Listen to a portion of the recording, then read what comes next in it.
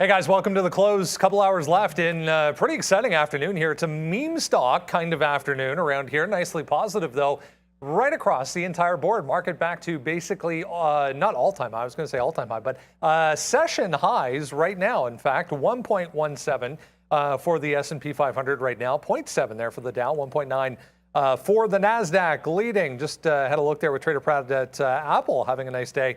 Coming off a couple of minor stories this morning. We were discussing TSX here in Toronto, 0.6. Oil just straight up since about lunchtime. So we'll have a look at some energy stocks here coming up this afternoon. But yeah, we're going to have to fix that quote. Not working, obviously. Crude up nicely on the day. 3.5 for Bitcoin, Ethereum, 3.35. That is the board right now. You can see, where's the energy group? Down here. Used to be in the middle. This board basically made up of sectors weighted by influence on the overall move of the market. So the smaller the overall box, the less influence you can see on the overall move. So pretty tiny down here for oil stocks now. It was much bigger earlier on in the day. Consumer discretionary stocks, some of the travel names having a nice bounce back day, including the casinos there. Wynn leading the way, 2.5. Some of the cruise lines as well, back in positive territory. Banks remain strong. Tech stocks remain strong, leading this rally right across the entire market. Just saw Moderna there, 3.6% on the day. Back to the upside. There's the airlines, UAL, Dow, AAL, FedEx as well, having a nice day, 2.5%. Let's flip over here to the NASDAQ real quick. We'll see if that's going to refresh. Might not. OKTA, 3.5%. We mentioned this morning, data breach for them. Everything else, yeah, look at Pinduoduo's up 20% today. PDD, and there's a lot more exciting things than that going on. 5.6%. They reported, by the way.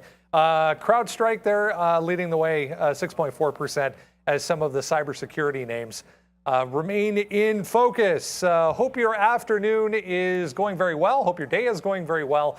As I said, bit of a meme stock kind of day out of nowhere. AMC running, GME leading the way. Maybe this is the post-earnings squeeze that everyone was talking about and expecting a little bit last week. If you're joining us for the first time in the afternoon, we take a moment. We kind of look back at what was available for us for opportunities at the open this morning. Make sure you're joining us every single day in the pre-market. We come on at 8:30. We walk you through everything that's moving in the pre-market. Get ready for the open. Neil's going to have a look right now at one of his trades from this morning. Hey guys, we're going to talk a little bit about Sofi, and this trade brought to you by an obvious level from yesterday's action. I think sometimes you come into the day and you're anticipating something, and whether it happens or not, you just want to be prepared. And with Sofi, it just comes down to quickly showing you on a 15-minute, always go to that higher time frame. It's going to stand out. You got a nice it's not 750, but it's close enough to 750.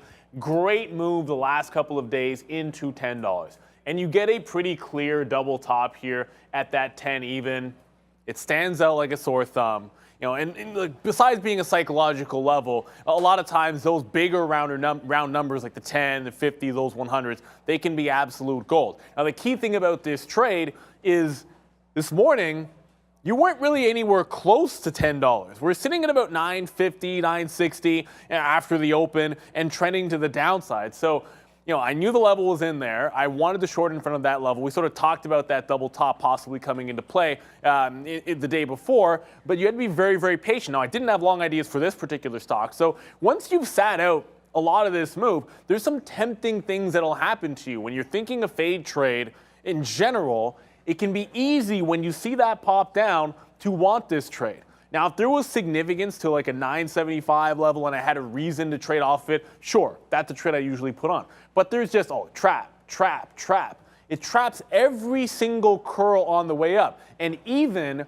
when it gets to 10, the initial short I had gets immediately stopped out. And if you're watching the live show as we're trading this, I mentioned how there's no size on the 10 offer. A lot of times you'll see a few 100,000 shares, maybe even 1 million on a Sofi. There was nothing there. So I didn't add to it around that 95 because there wasn't size, didn't make any sense. We let it break the level, take the stop out, and at that point, if you've been watching us a lot, one of the nicer momentum trades can be the false breakout. And if you're looking at a key level, sometimes it needs to relieve that pressure, stop out a bunch of shorts, mine included, and get some people taking a 10 long trade on that break. But if it immediately fails the breakout, and you can always tell if you have a higher time frame chart up on the 1 minute, okay, you get the nice spike up. On your higher time frame, some of those wicks look even more intense. And when you get that break, you're just looking to jump right back in. It settles right back down at 995 where it was before, and then you're right back into the trades you liked. It's a little bit more risk to the high of the day, but at that point, more pressure has been relieved. And that's what you need. It's less people short that are bidding on the way down. It's a few people that might have been trapped in a 10 long that now need to cover that position. And you're thinking shorter time frame, right? Like somebody who's got to swing long, maybe they're taking some profit out, but they're still solidly in the money if they've got it from a couple of days ago.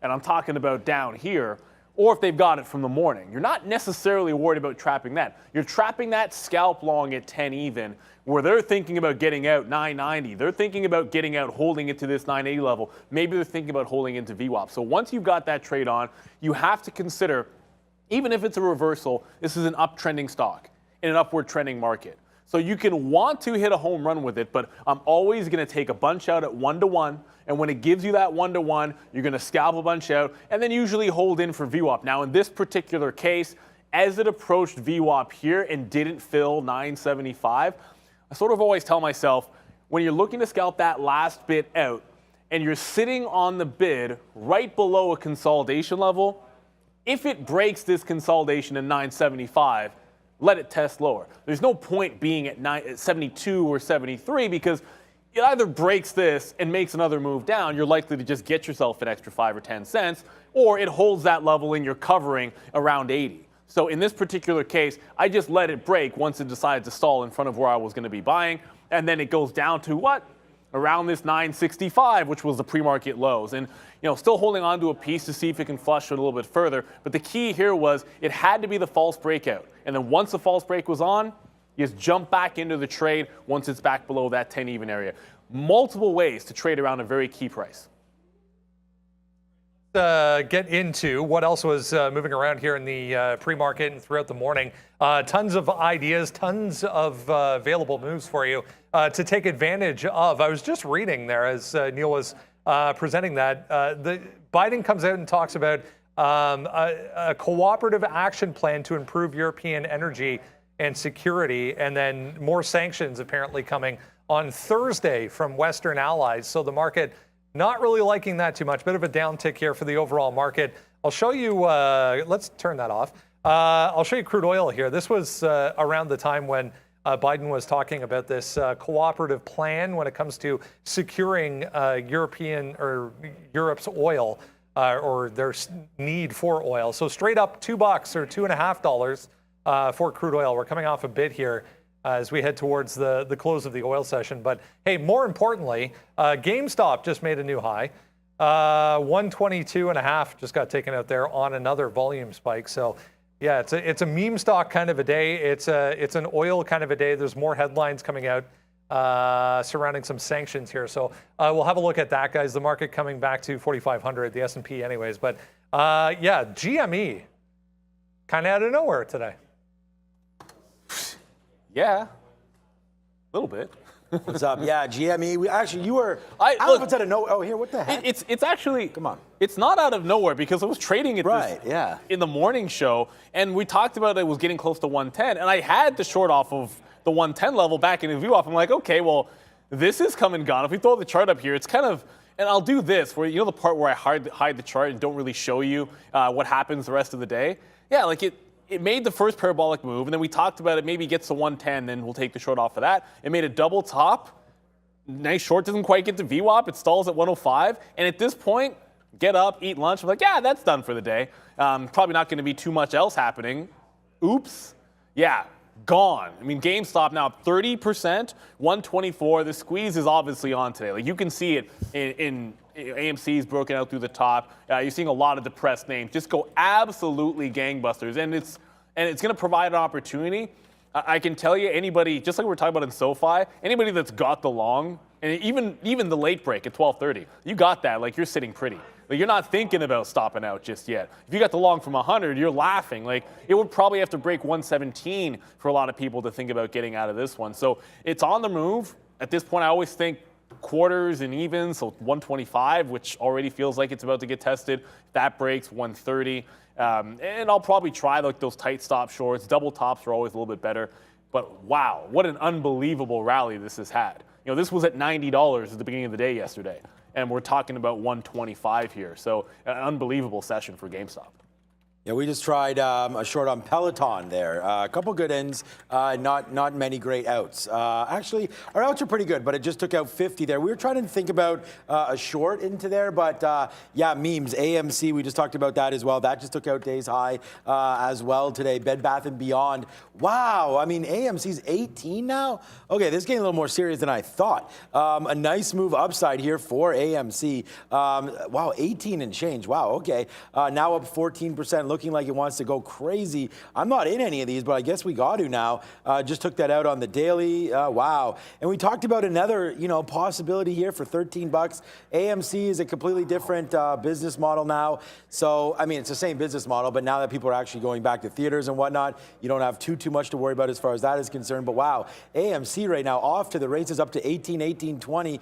No real ideas here. I mean, that's 19 as maybe a top, but I mean, you get up to that high, then you're doing pretty good. So yeah, we'll have to watch what's going on right now. New position alert for me though. We just got into Palantir, taking out the high of the day. So we'll go into some meme stocks ourselves here, into Palantir, taking out that, wow, 1330 even for Palantir is a big move today. Palantir started, this is my first take on Palantir. Started the day $1 lower, man, and then now you're taking off to the upside, taking out, I mean, that high is really 1332. I knew that. I just figured if we got up here, we were taking it out as well. So we're long now, 1331 on Palantir. We're going to give this back to this 1325. I mean, it's not that huge, but maybe this 50 period here if we're wrong. Otherwise, let's try to hold this as long as we can. But yeah, it's a meme stock kind of day, and we're going to be trading GME and AMC here into the close. All right, before we get on to some oil stocks moving around, some NFTs trying to join the party, it would appear anyways. PLBY just popped up on huge volume here. Apparently, they filed for a trademark for the word centerfold, which is intended to and apparently going to apply to NFTs. So the centerfold trademark when it comes to NFTs. So big spike in PLBY. Not much follow through here yet. Apparently TKAT also trying to go here. That makes some sense. I don't know, should I? Yeah, all right. What's cool? I love these. Pradley in the building. Trader Prad in the building, I should say Pradley. That's what we like to call him that. But another thing moving, and there's a lot. I know we're going to talk. We just talked about the memes, and Brendan brought it to you. But Tesla is also going parabolic. I know we're going to, yeah, okay, I don't really see it on there, but just quickly because it's starting to accelerate. And Tesla's not a meme stock. But at the same time, it was a stock that was having some trouble breaking out, and it finally got through that 950 on the daily. I heard Trader Prad and maybe discussing where he would think about shorting it. I'm looking for a curl in GameStop, and I think the risk reward makes some sense because at some point, usually, you will get a deep pullback. And I'm sure at some point, maybe Tesla will do the same. But here, 75 or 1,000 or just hold on to long. And I don't have a long entry for Tesla. So it's gone and starting to go parabolic itself. That's what's happening in the market. And the greater context is while you're leveling off in the NASDAQ and the ES at the highs. So you are finding tops in the market while these things go parabolic. And I think that's one thing to remember in context. Like as these things start to keep going, especially like a Tesla, I think a pullback could come. But just notice how out of the world strong it is right now. And I look for signs of a turn before jumping in front of something this crazy. By the way, DPRO did make that, it pulled the rug at $3. It was in the long all morning. I did reverse into the short, kind of like Mullen, like when it pulled the rug, but actually didn't get short until the 80s. Couldn't even get 90 short. Mullen. Okay, just making sure I'm watching out for the Palantir here as I'm in this name. We're still talking about memes, but yeah, Palantir, we're still in this. We are short Ford. That's a mistake here. We were trying to go short into the close here, but we did get out of it, and we're still holding a small piece. But again, you break too much higher. I mean, I want the market to go back upside now. Even though we are into this Facebook short right now, this is 40 cents in the money. Just seeing, if the market crashes, we definitely want to have some kind of a piece on here. So we are into Facebook right now and Palantir. But Palantir, I'm trying to buy some more here at 26. but that's just because that's been the bottom. But yeah, this 24, man, we may break lower here on PLTR. So we got to give this a little bit of room, but Palantir getting close to getting out. We tried to take, I'm not getting out, but getting close to this 50 period. Hopefully we'll be able to get back into this if we do break lower, but I'm not going to hold all the way down here. We're going to just try to play off this 50 period. Look, I mean, me and Neil have to be flat at the end of every day. We talk about this all the time. So, you know, if your trading is a little different than ours, that's why we may be quick in and outs here in the next, 2 hours as the market's getting ready to wrap up. Yeah, let's go on to BABA here. Moving back to the upside, just watching this CYRN as well. Heads up, anyone watching those cybersecurity names, catching a bit of a bid on some volume for CYRN from yesterday. Alibaba, big buyback or an increase to their current buyback announced in the pre-market today. It was a nice move off the open, but I mean, we've kind of gone sideways ever since, hugging this 116. Yeah, Alibaba, we're just getting our orders all figured out here. You got to get this stop price in for Palantir. That's all good. Just quickly on BABA, look, it broke that 50-period moving average. I think that's one of those things. You saw it trying to hold that 110, previous resistance or previous support on the daily chart, turned into resistance, and on the way back up, it was resistance. And once that was broken, which it hadn't done, like it gapped through it. So you don't really get a chance at the trade there because we gapped through that 110, and then no signs of trying to test it lower. Like if it had tested and broken 110, I think a reversal would have been on or a gap fill, but it just never happened. You get the buyback, which is what, look, if you own stock, that's what you want, right? Like it's a good thing for shareholders there. Anytime you do it, it shows that confidence and they believe in the stock price despite some of the regulatory concerns. And it's been a rocket ship. It's not at those highs. Probably the only reason while everything is going to those highs and breaking out those meme stocks and some of the other names in the market is it had the gap up to begin with, which is probably why we're not testing highs. And, I traded Pinduoduo today. I probably only needed to go to the well once. And in the midst of this strength, it was just going to be a ripper, right? And I grabbed the short early, and it was a win. I went back to the well. You can't see on the 15, so I'll come back and quickly show you. I got to zoom out here. Yeah, we went back to the well, didn't need to do it. It was holding these pre-market lows. The same trade that worked so well the last few times where, the market's trying to go. It's looking like it's going to roll over, reload the trade. And when it stopped out, I could have just been done with the stock. As a matter of fact, it always, this is hindsight, but it always looks so good as a reversal. And you can miss this trade. Now, getting out of the short here is obvious. I think you got to have a stop.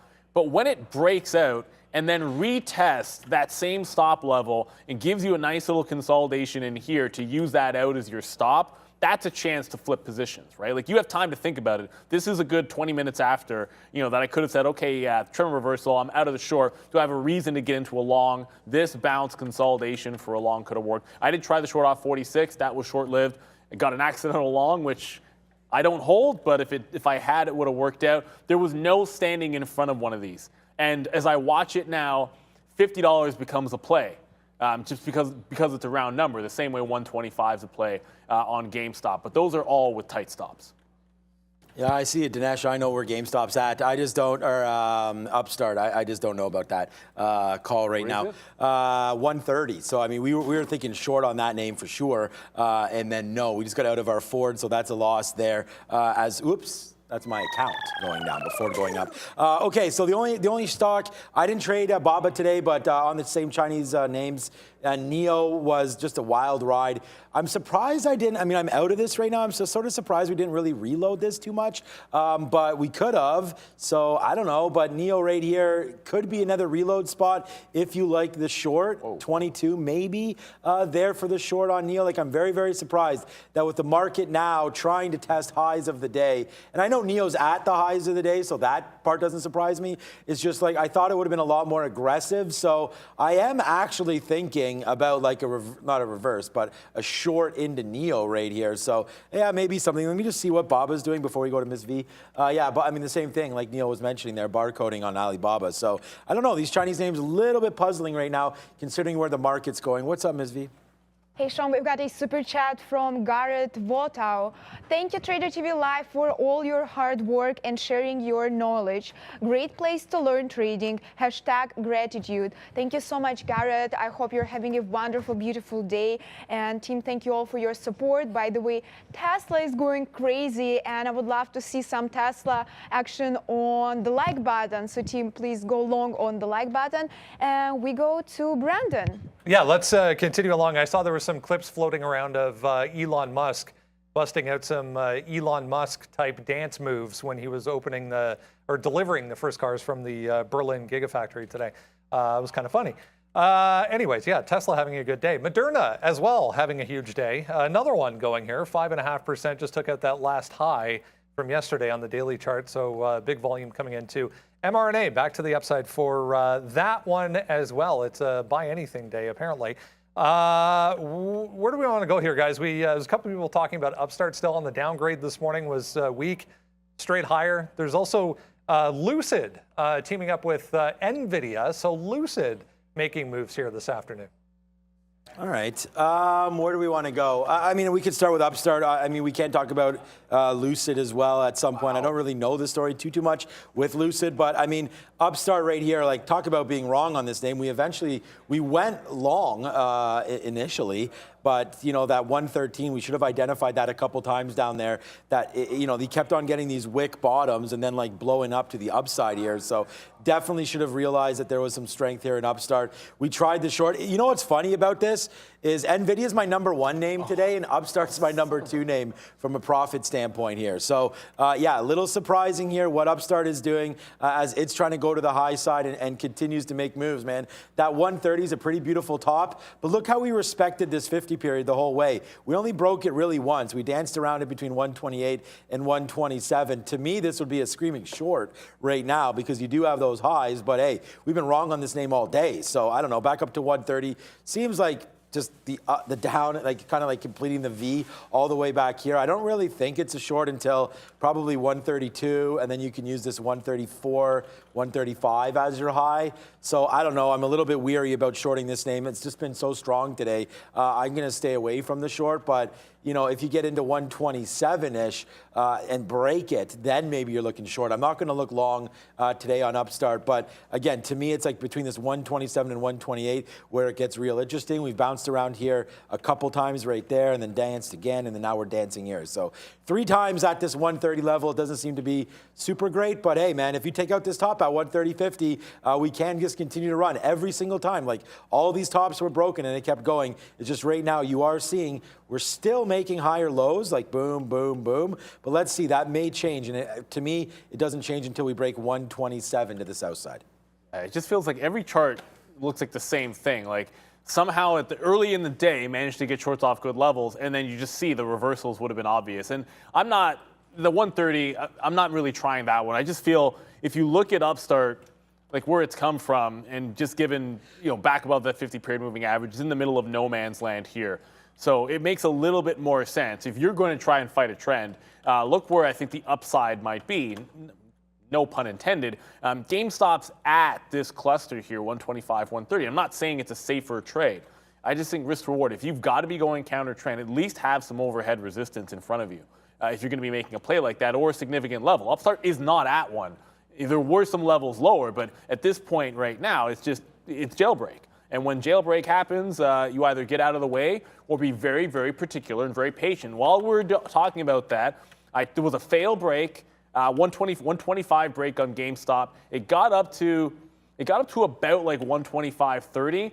I shorted off the first move here where it didn't quite break, got the consolidation down, then got stopped out, and now looking to see if it can hold below, which it hasn't done yet. So there was that fail break. It came right back down and has been holding 125.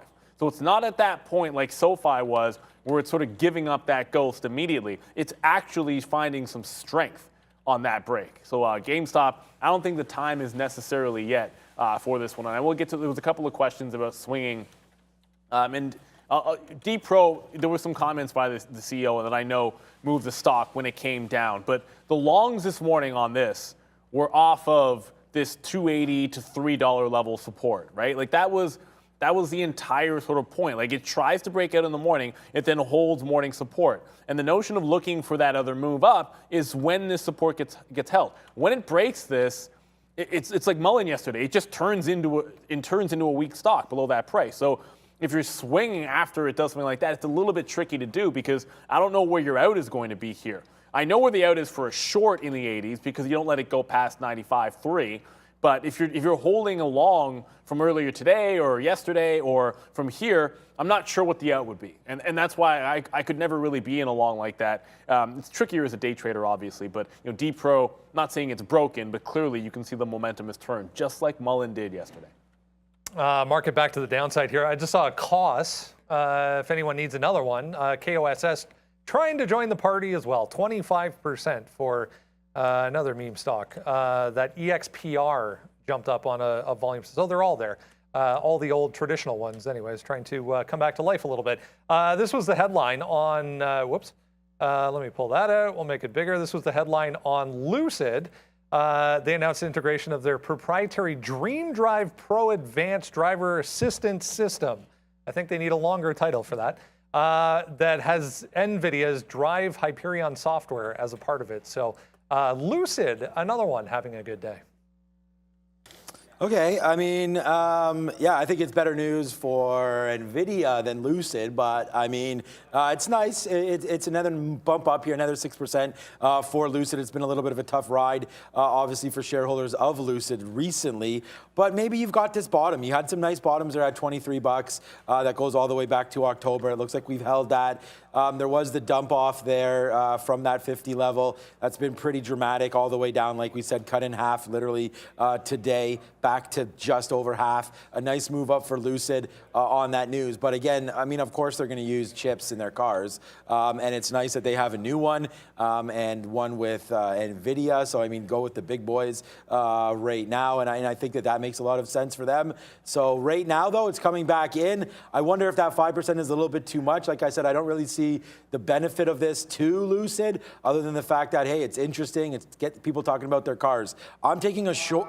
Yeah, the market's tanking right now. So we're huge in the money on Facebook and out of the money on Palantir. So we will get out of Palantir soon. But for right now, the market is coming back down here. And I'm debating a short in Lucid, breaking through this 2660 area for LCID. But like I got out of my Ford and then the market started to tank. So I don't know what this news is, but the market is going to the south side right now pretty decently down to 14,600. Yeah, the market came down. The second I saw that cost was going, it's like, why fight GameStop? And I'm not, look, again, I'm not commenting about cost as a company, but if you're going to get these squeeze names, why short the granddaddy or the poppy, whatever you want to call it? Just go to the cost where it's 100%. It's only a sympathy play, a small turn back off of 125 on GameStop, like this little turn back here in GameStop.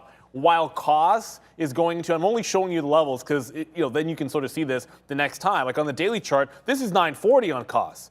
I mean, give me a break. Like that's its consolidation for the entirety of this 2022. So it goes into that price when GME's at the top, and I'm going to short GME? No, you're going to short cost. And then it's already giving a pullback into 9. I can try and hold the final third into maybe like a VWAP type trade, but I have to watch GameStop. If GameStop takes out the high, very good chance cost just goes right back up. And that's one of the things you got to pay attention to. Like if you're going to trade a related name, a sympathy play, keep your eye on the other chart.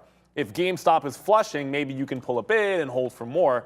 But the market starts to come back in. If these memes start to go down, take the path of least resistance sometimes. That's just the way to go.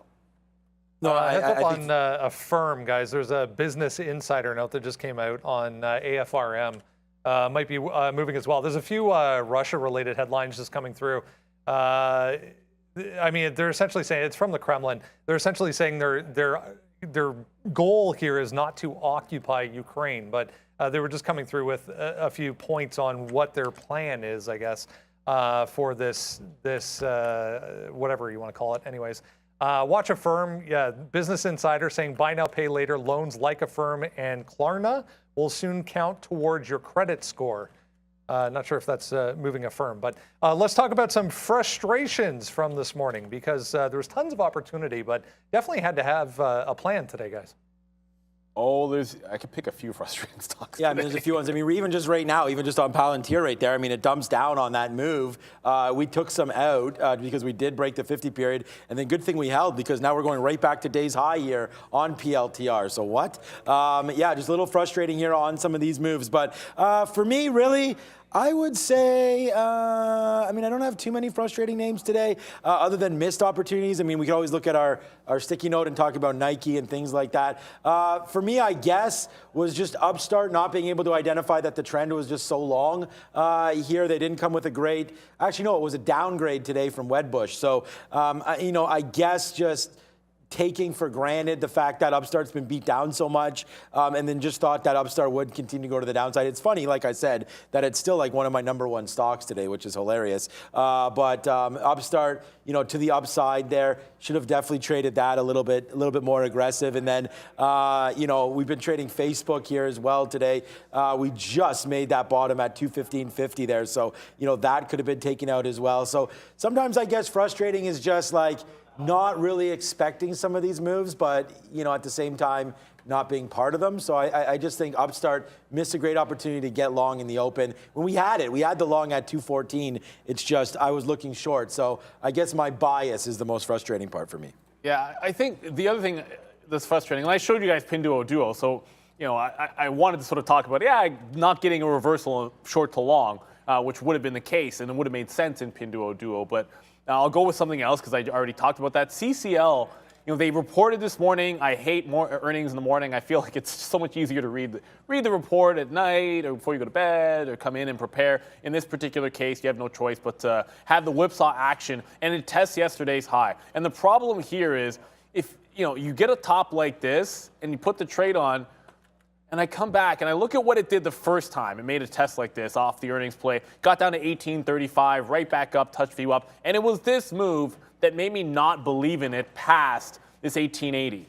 So we end up taking the trade off, a lot of it out too early, when in some ways it showed me the range.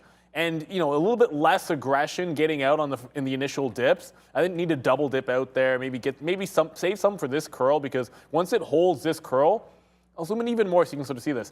Like, it bounces down to like 1885 and comes in and curls. Usually that's a reload. Like, it tries to bounce and then rolls over, and I'm getting out in the middle of that range. That doesn't make any sense.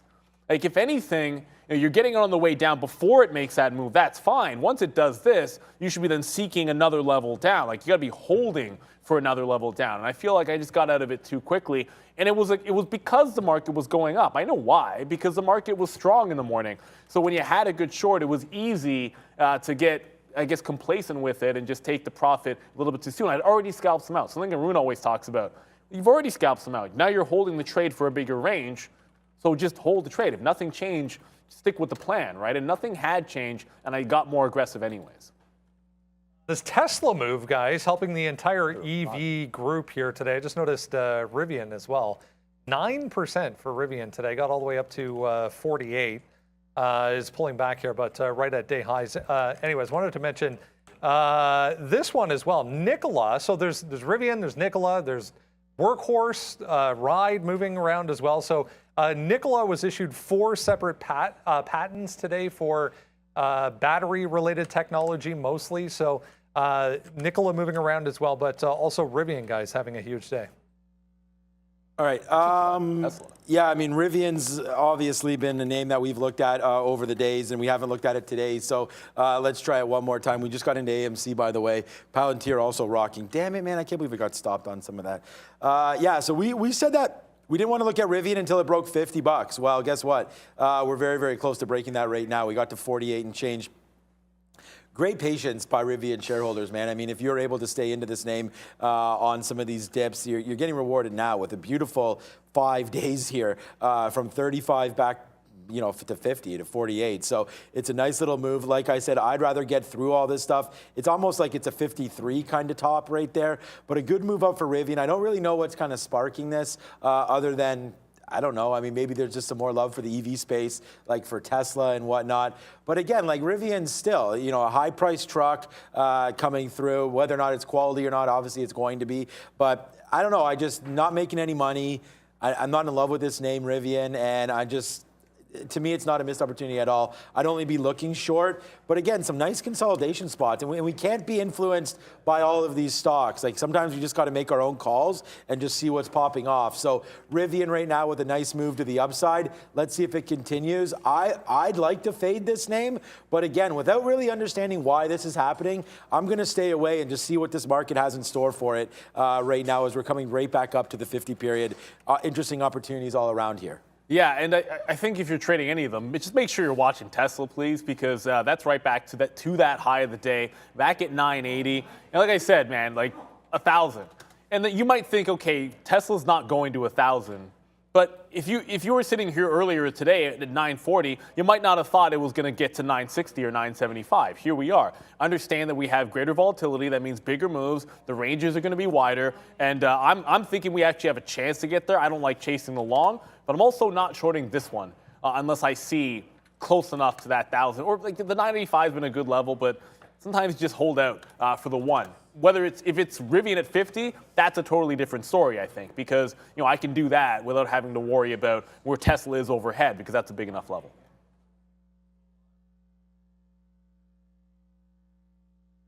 We're talking portfolio maintenance today, guys. We had a lot of questions recently regarding the big move down in the market, 20% plus for the NASDAQ.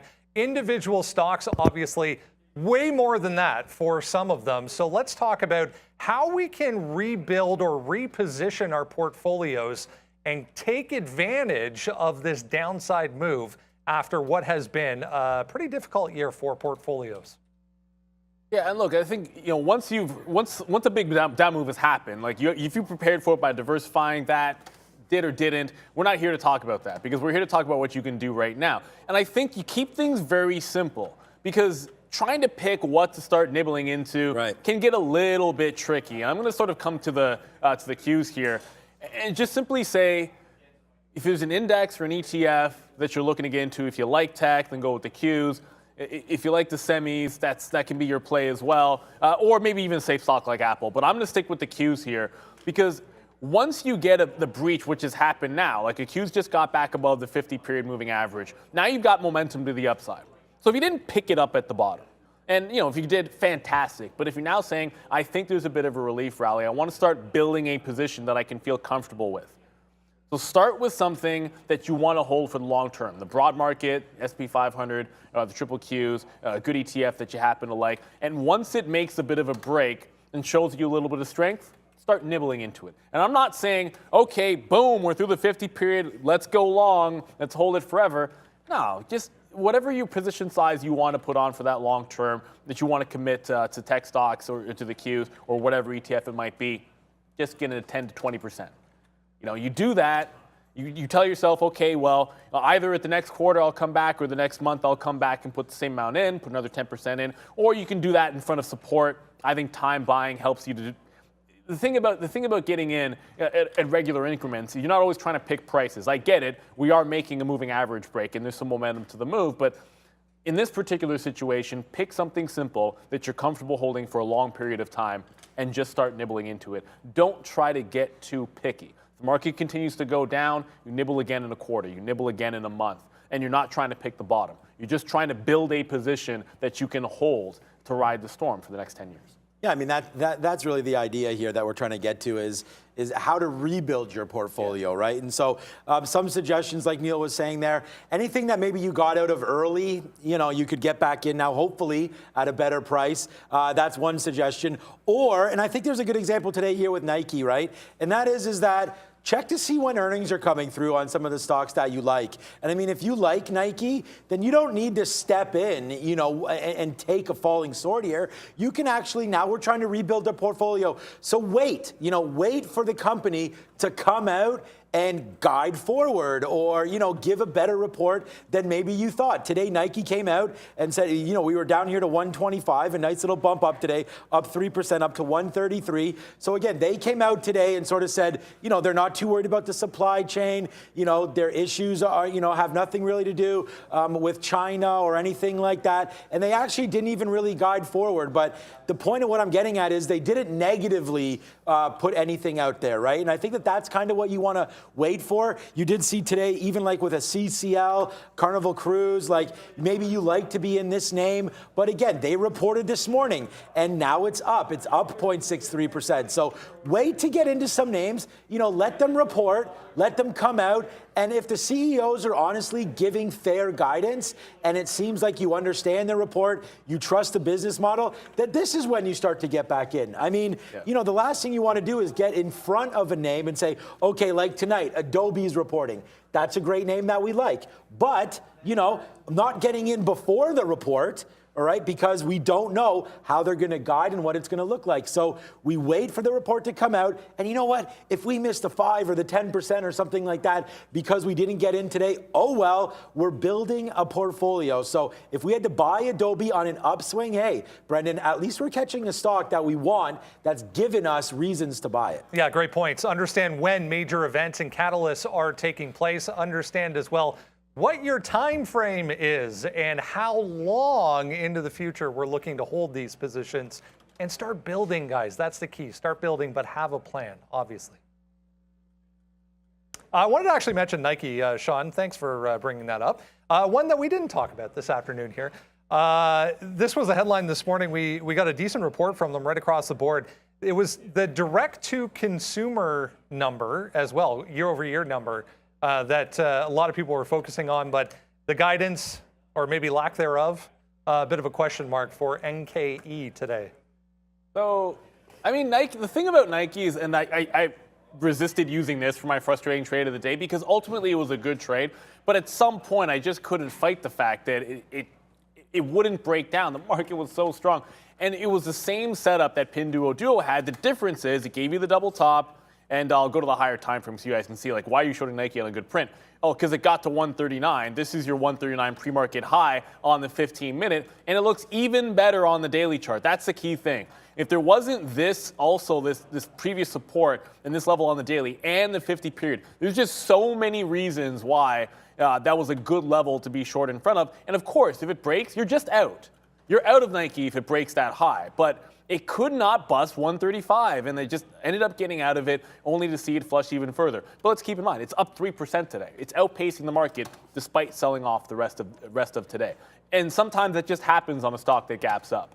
You run into resistance, and profit takers start to come into the name. And I should have held on to Nike personally. As Sean just eloquently went over, the reasons why and how you can dip into something post-earnings. So I won't repeat any of that because it's already been said. But I had to trend on this and didn't manage to hold on to it, kind of like CCL, which was tough to do with the shorts this morning. It wasn't easy to hold the shorts, even the ones that were working. And you can kind of see the result here. Eloquently, wow. Yeah, thanks for that. I'll take it. Okay, so we were just battling. We're free to go here, right, Brendo? Yeah. All right, so we were just battling with AMC here, long. We actually were okay until the last one. We were long here, 40s and 50s, a couple good outs, and then we got dumped off one spot on a break of 40, then we dumped out on a break downside. So I just flipped over the script, man, and went right over to GME and was like, you know what? If everything's going to fail, let's get another bid. Bang, right now. We're $2 now, $1.50 now in the money on a decent spot here for GME for me. So we have a bunch of shares on right now, and we're just trying to ring this Reggie to the downside right now for GME. We saw it fall apart a little bit there with AMC. We are now out of I don't know, man, 40% of this trade as we're breaking back down through 119 now, through 120 down to 119. We'll see if we can get some more bids. My best bid right now is 119.56. We started the show, man. I told you we'll look at some of these names here. Now, whether or not we're going to be profitable on them is a completely different story, but we see AMC fade out. Now let's see if GME has the same fate. Obviously, I use this 50 period as my out, and now it's changing. It's coming down even lower. I'm wondering, are we getting a little bit of a resistance here? Let's put one more bid, 119.85 or so right there. We'll take that out, and now it's starting to come back down. So I'm going to watch out. Let's go, baby. We're starting to get hyped up a little bit right now as CFGME, and I'm sorry for you guys, those of you that are long GME, but your boy is short, and we're going to try to see if we can make some decent cash off this play right now. $2 in the money on the GME short with some big boy shares on board here. So we're pretty happy. Let's go GME to the downside. And if GME's falling, Yep. then cost fell, right? Like this, there's a dark pool wick that's not real. If it was at VWAP, I'd already be out of it, but it made the turn, and I'm not saying it's lower hanging fruit, but it's lower hanging fruit sometimes. If you can find a Sympathy name. I just got some shares out at 9 on the 50 short, and then the last out's going to be in here in front of 875. So cost was up, approaching $10, but you just saw the move on GME, I bet you, and I haven't looked at AMC yet, so we'll see what happens. Yep, there you go. Like AMC off the top a little bit here. I'm sure you could pull up a few other meme names off the top of your head, but you're going to get that pullback in, and GameStop was the first to go. And once it did, it was a little bit easier to go over to a cost there. And if you have the right risk to reward, and the thing about when you go counter trend, the reason I like this trade is if you don't actually have to win more than 50% of the time for this to be good. If your stop is literally this tight, and you're going to be able to get a move to 9 or down to like 875, well then that's like 3-to-1 to 5-to-1 on the trade. So if you can actually hit that about 1/3 of the time, and it's good. But the key part is you actually have to get out. If it breaks the high, you can't hold on to it. You've got to get out of the trade. So that's the way that you make that work for you. You stick to your stop. There's now a stack bid at 9 even, but I'm willing to hold through that as long as GameStop is continuing to try to go down. Then I want to hold out for all the way to VWAP on costs. And you can't get me away from that. But I do want to come back over to, if I can, Tesla, because that's been the granddaddy of them all. It did not go to 1,000. It goes to 985 on Tesla. Not really all that significant a level. I mean, it is worth noting it did touch this price late in January and reverse off of it. So I suppose if you were trying to be aggressive about the short, Tesla gave you enough of a reason. I kind of felt like the meme stocks pulling back was a bit of a safer bet at some point than Tesla. But hey, if you got the short here, it worked for you as well.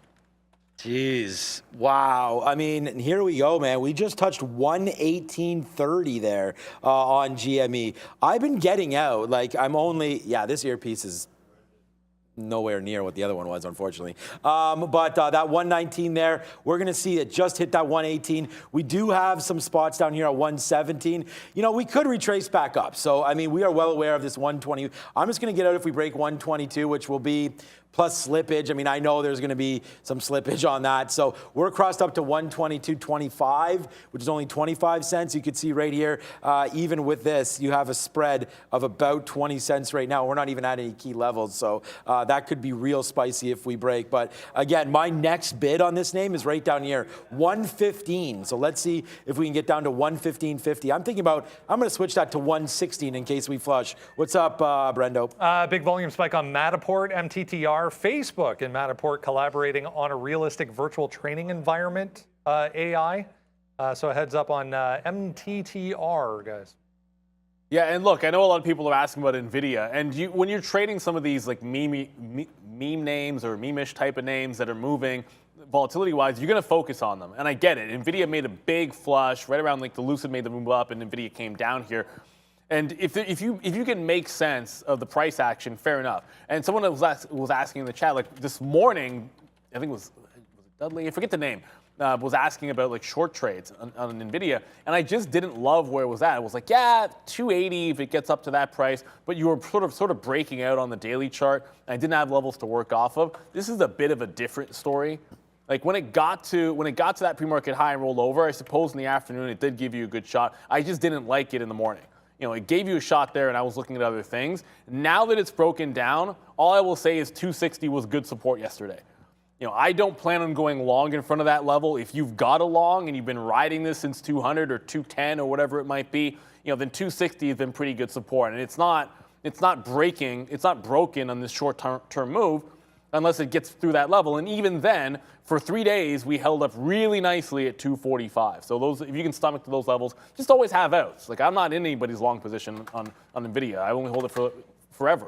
But if you've taken this swing trade, then know where your support levels are. And you did have a false break through the high today on NVIDIA and just a monster volume spike downside. That's the other part of this. It was a big volume spike that it got and looking awfully weak. And as we talk about some of these meme-ish names here, guys, I did want to, I think Brendan was mentioning, I'm trying to remember it. It was Playboy, but then TKAT was also on the move a little bit the last I had checked. The volume on that, because I know we'd mentioned TKAT and it had that big spike up. This feels like it's just like a one and done type of thing. It had the spike up, I think, on that Playboy news, and is completely dead. If it makes any attempt to get off of this base, it feels like an easy short off of the high of the day. The volume immediately dies down. That's what you want to see for something that has no follow through. So not everything that's meme-ish is seeing good volume. Just make sure if you're trading something that it's got that going for it. Oh, this I was just going to look up and talk about my Facebook trade, and we had this wick down here. Yeah.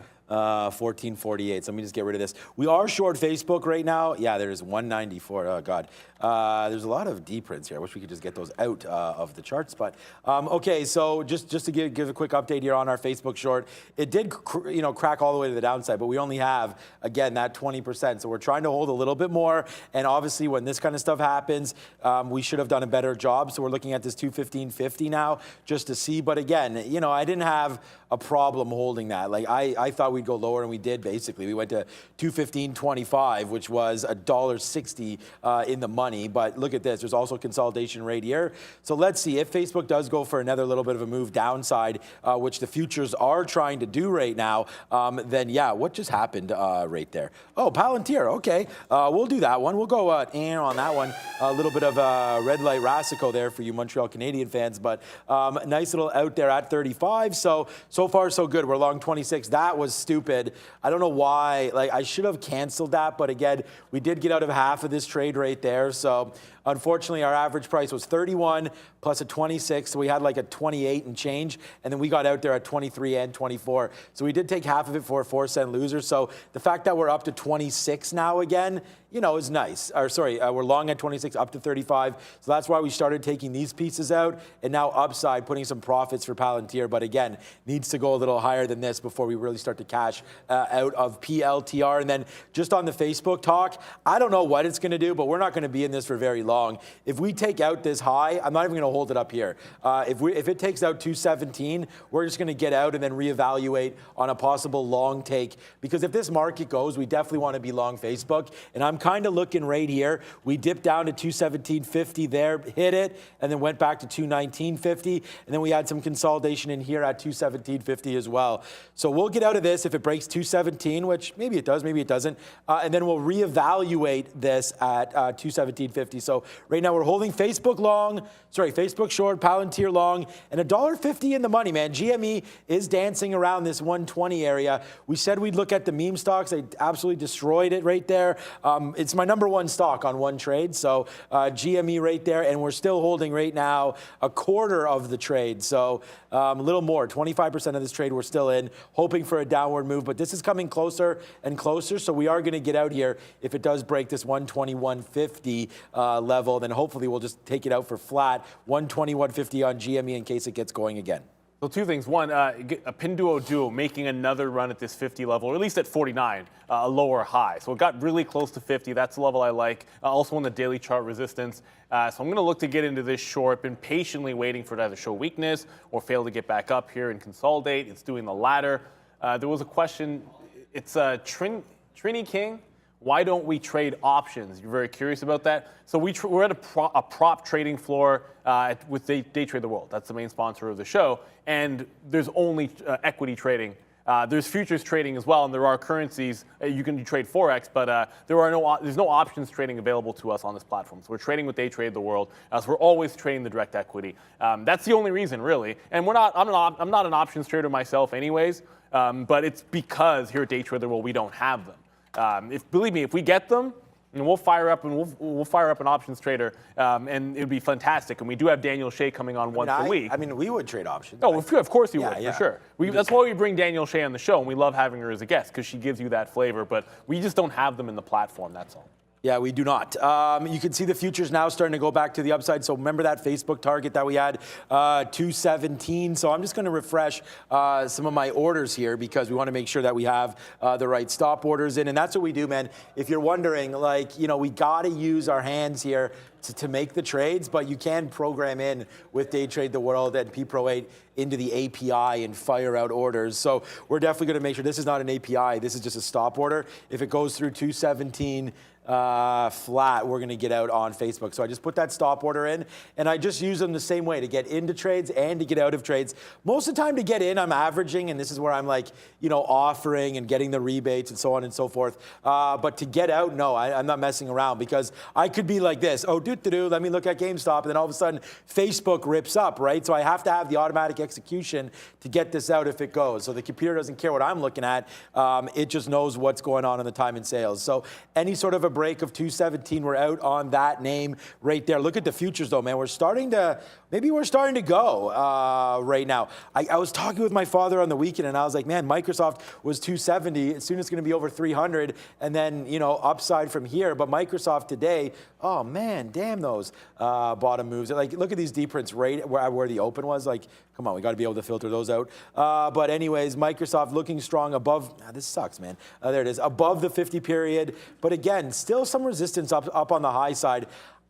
This is a really funny market, man. I mean, the market goes when it wants to, and then it just hangs around. Like, what is it even doing right now? It's not moving. We've seen dramatic moves happen. That's kind of what I'm waiting for, and I feel like I'm positioned for those, but they're not happening. So we have to go over to a GameStop, go over to an AMC, and look to see what's moving, where it's going, and why. So right here on AMC, a little bounce off the 50 period. So really no surprise there. It did stop at this 1810. Obviously, we're short GameStop, so any move up in AMC has rallied GameStop as well. So I'm, by default cheering for a down move here. But at the same time, I was just in AMC, liked the trade, so I think we can get back in it. We are getting out of GME if it does break, not too much more than this. Actually, I'm still using 121.50.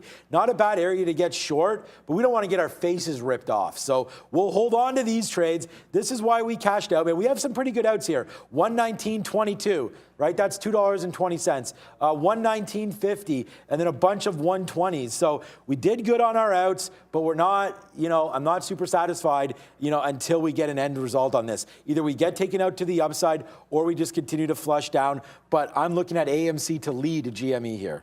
Are you not satisfied? Yeah, That's the thing. Like, sometimes you just want the full move. Like, you see the setup, you see the execution potential, you see the key levels, and you want to hold on to more of the trade. You got to do that. So just going to point out LLL, if you were trading this earlier, I know we were looking at this in the morning show, that also rolled over the same way DPRO did. That rolled over pretty heavily there, and it's continuing to test the downside. I wish I was in this. I wish I could say that I was in this at 550, but I'm in D Pro on a very, very similar move. I did get into Pinduo Duo. So off of this nice little curl here, lower high, 49.50, my stop's in. And now we're going to see if we can get some out. And look at the previous top at 48 where it then took that breakout. I want to make sure I'm getting some out on the bid there, and then maybe try to hold a 47 or VWAP. And before we go to Miss V, we love answering questions. I don't care. There's no such thing as a dumb question. Everyone's here to learn. But someone asked, why do we look at the futures instead of the ETFs? Distinction without a difference, actually. I'm just accustomed to looking at the futures. I could look at the Qs when talking about key levels or market moves. I could look at the SPY. I'm just used to looking at the futures. We've been doing it a while, and you just sort of get comfortable with one or the other. So we like looking at the futures. There's no real particular reason why. Ms. V? Hey Neil, I'm overwhelmed with Tesla moves. It's super close to get to 1K, and I just wonder what's gonna happen first. Our like amount will go to 1K, or Tesla will hit that 1K in price. I really hope that we will get 1K likes faster, and team, only you can help us, so please smash the like button. And back to you guys. What the hell? I mean, I was going to be like, yeah, we'll get to 1,000 likes before Tesla gets to 1,000. Probably not. But like, look at the way it's going now. Ms. V, please tell me you're long the stock. I know you had she had like a God mode long, and I saw her talk about it on the morning show, right. Not the morning show, the midday show with Pratt. Please tell me you're long. I wish I found my way into a long in this stock, but the shorts have worked out on the meme stocks, but the long on Tesla is getting out of hand, and 1,000 is incoming. So put on those pink shorts, hold your breath, like put on the brown pants. I'm already wearing the brown pants already, so when 1,000 comes in, we'll be locked and loaded and ready to go. If you get run over, you get run over, but I remember the last few times we saw around 1,000 number, and it was pretty good. So we're going to take a shot, and it looks like we're $8 away. Wow, $8 away. All right, so we have to do something here at Tesla 1000. Oh, goodness. We've already been to 1000 before, Yeah. so I mean, it's not like this is a brand new occurrence here. Let's just see the last time. Yeah, I mean, it does dance around here. I don't know, man. I mean, last time, I can't really see. These charts are so crappy for the Tesla because we have this wick up, but a nice little move upside for Tesla. GameStop does resist that 121 area. I just switched my stop order, and I was looking to get short there, and I didn't get the order out in time, but I was looking for a reload there at 121. That would have been pretty epic. But right now we are falling back down here on GameStop, so let's watch out for AMC, as AMC is now starting to go back down to the downside right now, cracking lower. If this cracks, man, like I said, my GameStop, call me stupid or whatever, but I'm going to wait for 116 down here. If we could break this 117, then we get this 116. So I'm sitting here for 116 on GameStop. And again, I feel like that's just a risk reward. I mean, there's nothing, like right now I'm spitting in the face of $1.50. So for me to try to make another $3, I think it's pretty reasonable. I don't think it's super greedy here. But again, who knows where we're going. GameStop was already, I mean, we started the day at 94. That's what I'm saying. Like, it's so, I mean, for me to sit here and say we can't drop 3 more, I think we can, but the market's going to need to work. AMD, I don't know. Like, this is a name that I'm not in yet today. Well, I was in it real quick. We went short, then we got out. And we went short because of the same reason why I'm talking about it right now. Go down, GameStop. AMD 118 high, but it's negative on the day. So that's what the amazing part is. As the market's up 2%, you know, part of the band that leads this is AMD. So I'm really surprised. And again, maybe they were in a fight with NVIDIA I mean, this is my only logic, is that maybe, and wait a minute, are those chips already in the Lucid cars, or they just made a deal with Lucid? Because maybe that's why AMD is down. Maybe there was some talk that it was going to be AMD chips or NVIDIA chips. But again, they kind of make different opportunities. So I don't know. But I don't know why AMD's weaker. If you guys know, let me know. Because honestly, if you're going to short something into this market, why not short AMD that's already red on the day? And you have this 115.40 right here. So I don't know. I'm just looking at that. And I'm looking at NVIDIA, which is my second stock, number 2 stock today on the board here. After GameStop, it was number 1. That's what I was trying to spit out there. But you could see it's actually negative as well now. So was not expecting that when I flipped over here. But AMD and NVIDIA both negative. So, hey, I guess it has nothing to do with that chip theory that I had. Google back to 2,800 flat. Yeah, I mean, there's so many big stocks making moves. I see you guys talk about Roblox, and you know, I get it. That's on the move. It's got a triple top, but it's breaking out on a higher time frame. So you know, there's counter trend plays to be made, but if you don't have a level, forget about it. I have to be concerned with what GameStop is not doing, because I had that short of 125, and I move over to cost.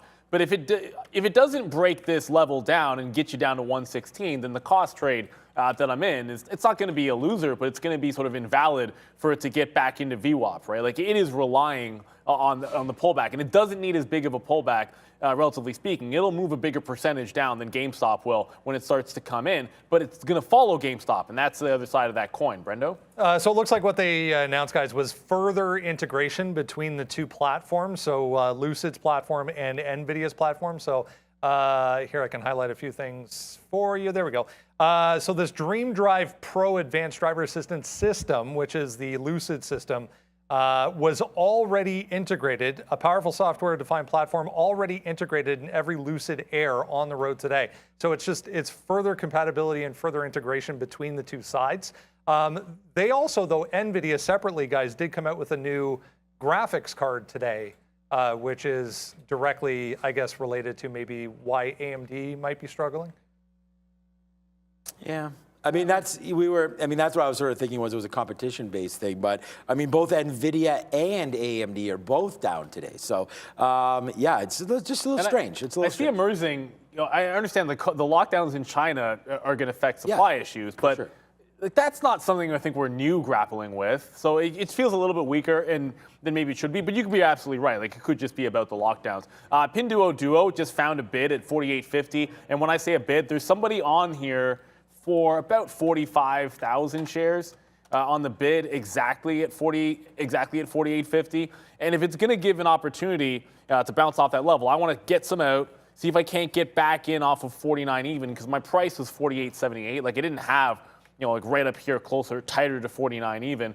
So as long as that guy's going to sit there on the bid, I'm just going to quickly just jump out of some of those shares. If you're still watching, and to the point of what you were saying there, emerging, there is some relative strength in Intel. So I suppose if you follow the logic of where you're going with the Chinese supply issues, Intel's push, made in America, that there's a little bit of sense to that going up, while some of the other names like NVIDIA's and AMD's would go down.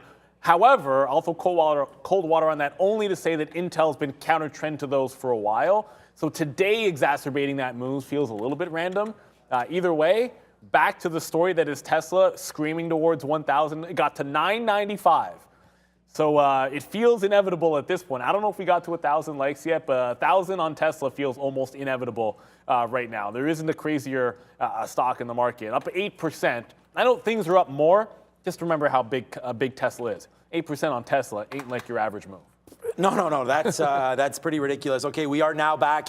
Well, not back. Oh, I guess back. Yeah, we wanted to take the long in Facebook once it broke through that 217.50. It looks like that 217.20 area that was really the bottom there. That should have been long, because then we'd be in the money now, pretty huge. Well, not huge, 40 cents, but that was a good trade right there. I'm just a little nervous that we might have had the top there, but that's fine. I mean, the futures are trying to make some moves to the upside. Of course, as soon as I go long, maybe now is when we're going to stop. But I'm happy with this trade. I mean, we breaking through this level there. Facebook goes up. We like Facebook. The NASDAQ's up 2%. Facebook is stronger than the NASDAQ today, up that 2.87%. So yeah, we are long into this name, decent amount of shares. As right now, you could see here, some resistance happening in GameStop. And again, maybe I'm being a little silly here, but that's a couple times in a row we could have got 118.50s there, and or 118.60s. But that's 3 times now in a row we could have had that, which would have been like, that's a $3 winner on GameStop. So, that's maybe something that I should be concerned about, that we're not taking it. AMC is coming to the downside as well. So, but that just resisted off this dump through 18. So maybe there is some love coming back in on these meme names. I'm going to hold fort like I've been doing on it and just see if we do get that push. If AMC breaks 18, then I believe GameStop is heading for the south side here. As right now, Facebook is really much more of a concern for me, as it's just floating around the money right now. So we'll do that. We'll get out some more pieces here in the 70s as we start to go up to the upside. It's a 20-cent winner right now for Facebook, but we're looking for more. Yeah, just going to quickly go, we'll do this for Alibaba. No, for Pinduoduo, but there was a question, Neil, short Alibaba. Baba with the buyback, up 11% to Pinduoduo's 6 or 7, I think it is. 20%. So Pinduoduo is at higher highs. And the difference being Pinduoduo short off the tops, Baba's broken VWAP and sort of come down here. So you can make a case for those entries. But at this point, I'm playing things off those highs of the day.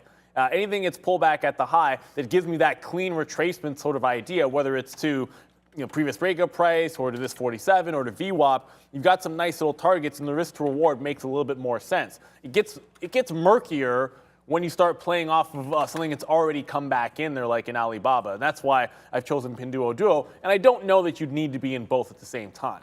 Like, I am in 4 shorts, but they're all very different. The market screams to the upside. I don't think it's going to matter in DPro, right? Which just had a pure capitulation on a multi-day gap run, or to a Sofi. I mean, it might matter to Sofi a little bit, but that just rejected the 10 and is barcoding. So there's plenty of room. If this breaks 980 or 985, then I can start thinking about getting out of the Sofi. And then cost, I'm just watching GameStop. And that's all that matters. And as a matter of fact, as I say that, cost is trying to make a bit of a run here. So the last out on cost might not even come in as it's trying to spike back into the upside. So they're all 4 very different style trades. And Tesla is its own beast if it gets to 1,000. Yeah, we're nice trade here on Facebook for me. We put on our long shorts there, not brown ones or pink ones or anything like that, just long right now. So we're gonna go long. We're gonna see if the market wants to continue to go to the upside. We did get some out there at 217.90 right here. We've just been getting some out. 85s out. We are waiting now at 217.97 to see if that can go to the upside.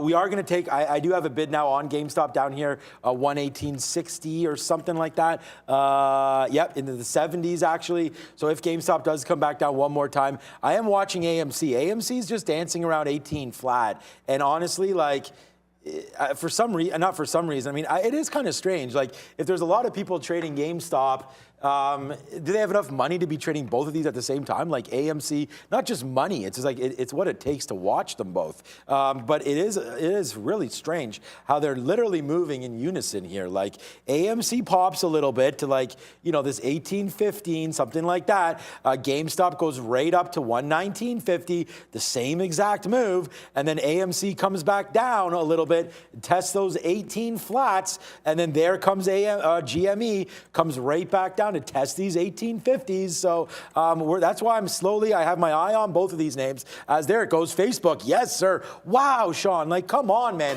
Hold on to these, bro. But, you know, I'm super happy with it, so I shouldn't be like, wow, this is a bad trade. But like, long, like we should have held on because we should still have the full boat right now. We don't. So Facebook to the upside. Yeah, man, it's a big win. Pigs get slaughtered, as we say all the time. But wow, did not expect this, man. A 70-cent win right now, immédiatement for Facebook, straight up to the upside. Yeah, it's a weird question by LZC1234. What do you think, or what do you think would happen if the U.S. market if Russia launched nukes? I'll say simply this. What?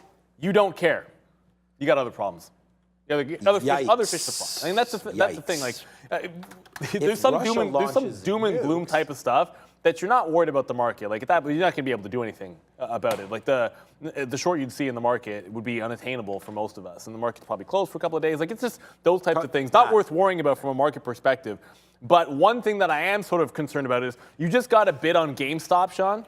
Yeah, right? but I no, higher. But it's still falling off from those highs, right? Yes. So that's sort of what I was about to get at here. Is look what just happened. Cost just tried to squeeze up again, and I probably should have looked at that squeeze for a fill. The volume on that, you can't see the volume. If I do this, way up there, the volume on that move up just barely sort of registering there on cost, but it's still trying to go, and that's sort of the concern. Now, the way I'm going to play it is because I got most of it out and only had the last leg in for VWAP. If it stops out, it stops out. But I'm going to be ready to jump back into this trade. If it's a failed break, I'll try to jump back into it. I think that's one of those things. I'm going to keep my stop in because it gets a little bit of liquid up here. So I just got stopped out there. If I make the top wick and that's me, it is what it is. But I am noting that GameStop did not make that same move. So I'm going to save the profit by taking the out where I said I would. But if there's no continuation on volume, I still see GameStop pulling back in. It's not really pushing to the highs. It should be a re-entry point if we can get back to this 940, 930 area. But I'm gonna allow the selling to come first. I'm not going to fight it forever. You got to be able to understand that, you know, take your profit and run sometimes and hold to your out. As Pinduoduo starts to come back down here, I'm just looking for it to break this 48 level. I think once it does that, I don't know if it'll be 47.50 or 47 or VWAP. I'm sort of just going to look for a consolidation in one of those areas. And if the futures are breaking the high, I might just take the profit wherever it lies. I know it's up 21%. So a pullback probably doesn't require the market to pull back hard because we're up so much on Pinduoduo. But I don't need the market or the NASDAQ or the ES breaking out off the high of the day. And then I'm not taking more profit on Pinduoduo. All right, just getting some orders set up because, yeah, wow, man, we are just like, yeah, buddy. Lighting it up right now. Facebook did a nice little north side move, up 70 cents now in the money on Facebook. We just took a piece out again at 218.20. We're only holding 20% left. So, the scalper is here in the building. We take this upside, nice little move for Facebook. And again, putting that in our pipe and smoking it, Facebook to the upside. Yeah, one more. Okay, now it's starting to come down. So it is a good thing that we got out there of only holding 20%. And that's it, man. It's a scalper's life, and we're living it. So to the downside it goes. And by the way, there's a good out for me on GameStop. Neil was just saying about cost, and I was like, yeah, I got a bid. But it's only because I was frustrated with 119 holding. So I just put a bid and got out literally at 119. Sorry, I thought it was 119. I guess I crossed up. 119.05 we got there for a bid. So now we're only holding Like 16% or so of this trade. So you might be able to figure out how many shares I have, but 16% of the trade left on board now for GameStop. So no, it's not 16 shares, so that would be easy math. But there it is, 119.02 or whatever. I mean, I'll give you my last out exactly. Oh no, it looks like it was 119.08. So I did cross up and got that fill at 119.08. So that's that fill right there. Facebook does come back in. Let's look for something else right now. So what else is moving around that you guys want to talk about right so here? So 995 on Tesla has now held like 5 or 6 times. There was one tiny break that got up to 995.06, and it's like I'm trying to stick to 1,000, but it's up here just consolidating. And when you have a stock this expensive that moves this far away from VWAP, like there's really only one trade to be had unless you're holding along and managing it. And if it shows me 995 again, I'm probably too tempted to take it, but I'll be pretty tempted. Here's it right now. Yep, there we go. Thank goodness. And what I was sort of looking for there, it broke. Did it break 1,000? It broke 995. Oh, you're right. Because if it had bounced off of 995 again, I was going to short like 994.50 or something. Instead, it just cracked right through. And it's weird. Like I shouldn't be saying thank goodness. No, I wanted to trade if it happened, but 1,000 is a better level, so I'd be much more inclined to be excited about trading the 1,000 level, which is now approaching there. But 95 tried to hold. If it had held there, I would have taken a 94 and changed short. It didn't. Now we're looking for 1,000 even. And with that level, and there's 2 ways to play it. I'll go with the it breaks by even a penny, I'm out. That's my style for Tesla. You can jump back into it in case it's a fail break, but the first time through, I'm probably just going to put my stop right at 1,000. All right, so there it is, man. We're going to go, we'll ring the register. That's pretty good. We like that.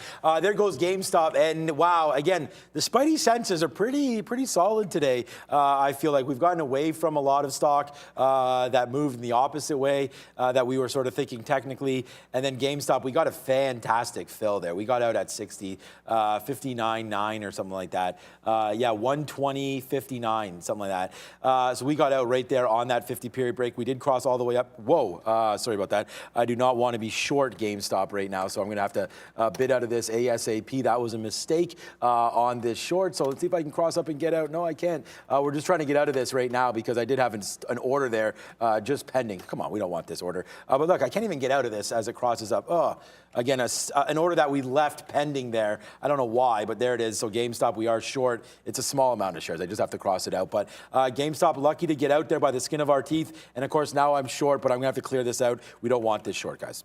Yeah, and it looks like there might be a chance of a fail break on Tesla there. As I watch it, it goes 95 a couple of times. It gets up to 996. Not quite there yet, so I'm going to stay patient with it. I just took a little more Sofi out, and I'm going to show you.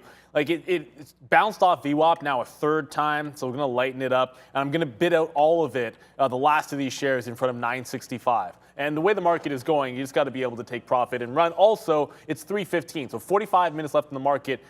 35 minutes until we have the imbalances come out, of which SoFi is also a decent bet when it gets close to a level like 10 to have a bit of imbalance that you don't want to move the stock on you.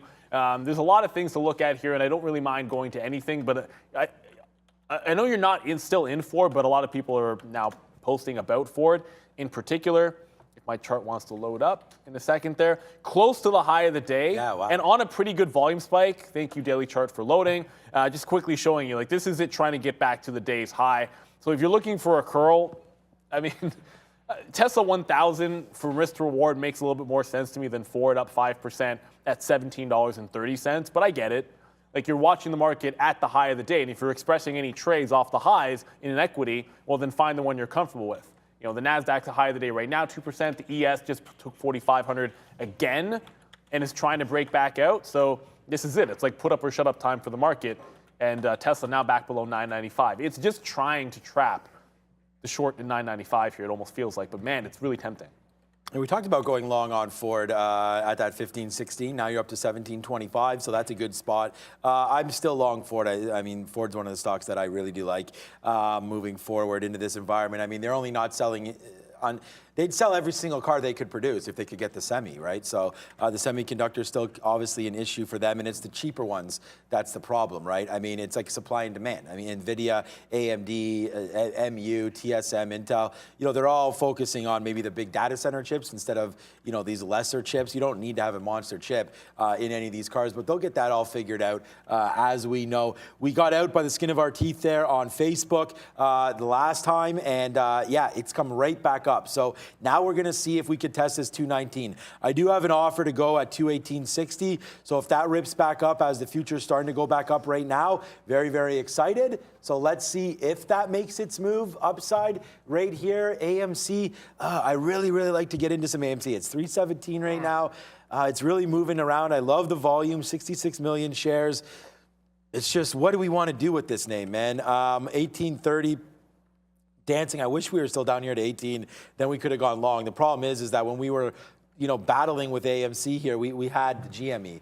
So we were already short GME. Otherwise, I really think that 18 long would have been a pure gift. I probably would have been out like at 18.20 when we crossed this 50 period, or at least most of it. But still, that 18 held beautifully there. And I'm wondering if the same thing may be true for this 18.50. But again, I'd rather go long than short.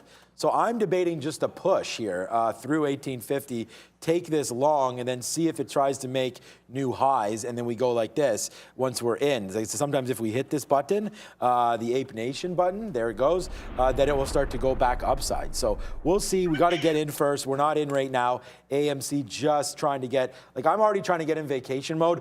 So all three of the family members tested negative. So far, so good. So I got to go to Costco after this, test negative myself, board that plane tomorrow, and then we will be in sunny MIA, but not in downtown Miami, as there's right now, there's a curfew because the streets are a mess down there. People playing real life Grand Theft Auto in Miami. So we'll see if we're able to stay away from all of that. I heard something about that.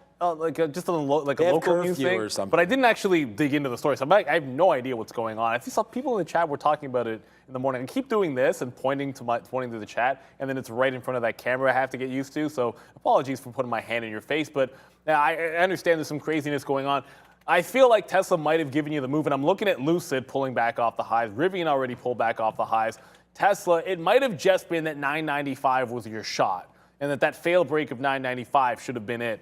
And I'm not gonna compound things by chasing it. I do have 3 shorts on, and if we're gonna pull back from here, Pinduoduo up 20% is probably going to go as well. So I'm not gonna it's frustrating because I was itching and really looking at that and saying this turn could not, maybe it doesn't get to 1,000. Sometimes getting to that level means it's not as good as you want. And when it fails shy of it, there's just too many people trying to get out in front of that big psychological level for Tesla.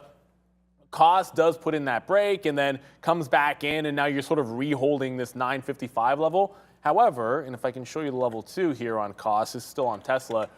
If you look at what's going on with the stock, now look how dead it is. Look at the 6 cent spread, and really, your actual spread's more like 15, 20 cents here, effectively, when you look at what's going on. So the volume, not very good at all on cost, and I'm just not going to love trading it. I did just get the last of my SoFi shares out, so we'll ring that register for it. Right down at that 965 level. This morning we said $10 on SoFi. The only short would be at $10. At least we got that. You're patient with it and it comes to you, but sometimes you're patient with it in the same vein with Tesla and you don't get the trade. So, that cuts both ways, right? You wait for your level. The opportunity cost of being patient is that sometimes you don't get to fill. Yeah, but I think we need to be patient in this market. So yeah, sometimes you do miss it. We are watching Facebook just come back to the downside. We are now out 30 cents, and we just talked about some of those highs and that we were looking to take some out. It is trying to bounce a little bit here. So I am going to try another push here on Facebook, bouncing off those 50 periods. We'll see if it can resist. Now it's starting to go back down in. Yeah, okay, really big move here as the future is looking to make some lows into this name. So we have to watch out what we're doing with Facebook now. The NASDAQ is right at that number. So yeah, I'm gonna try one more long here on Facebook, and then just to see. So we'll go long 81s right now. Refresh it. There it is. So we had a stuck quote there. So we went long literally. Oh, we got 79s, or did we get 81s? Let's see. We got 82s right there. So we're long 82 now, while average price 217.20, 217.18 right now, average price on Facebook. So let's see, can we retrace back upside? That's where we need to go to be flat. I think that's possible. Then up to 218 for a big win. But right now the futures are coming down, took out that 50 period. And again, just like we want, or just like we don't want to be caught trend, not your friend. So we will wait for Facebook here, but not for very long. If we do, we're lucky enough that we have this right here, this VWAP, 216.35. So if that breaks, then we can get out of Facebook right now on a break back down through 216.40, let's call it.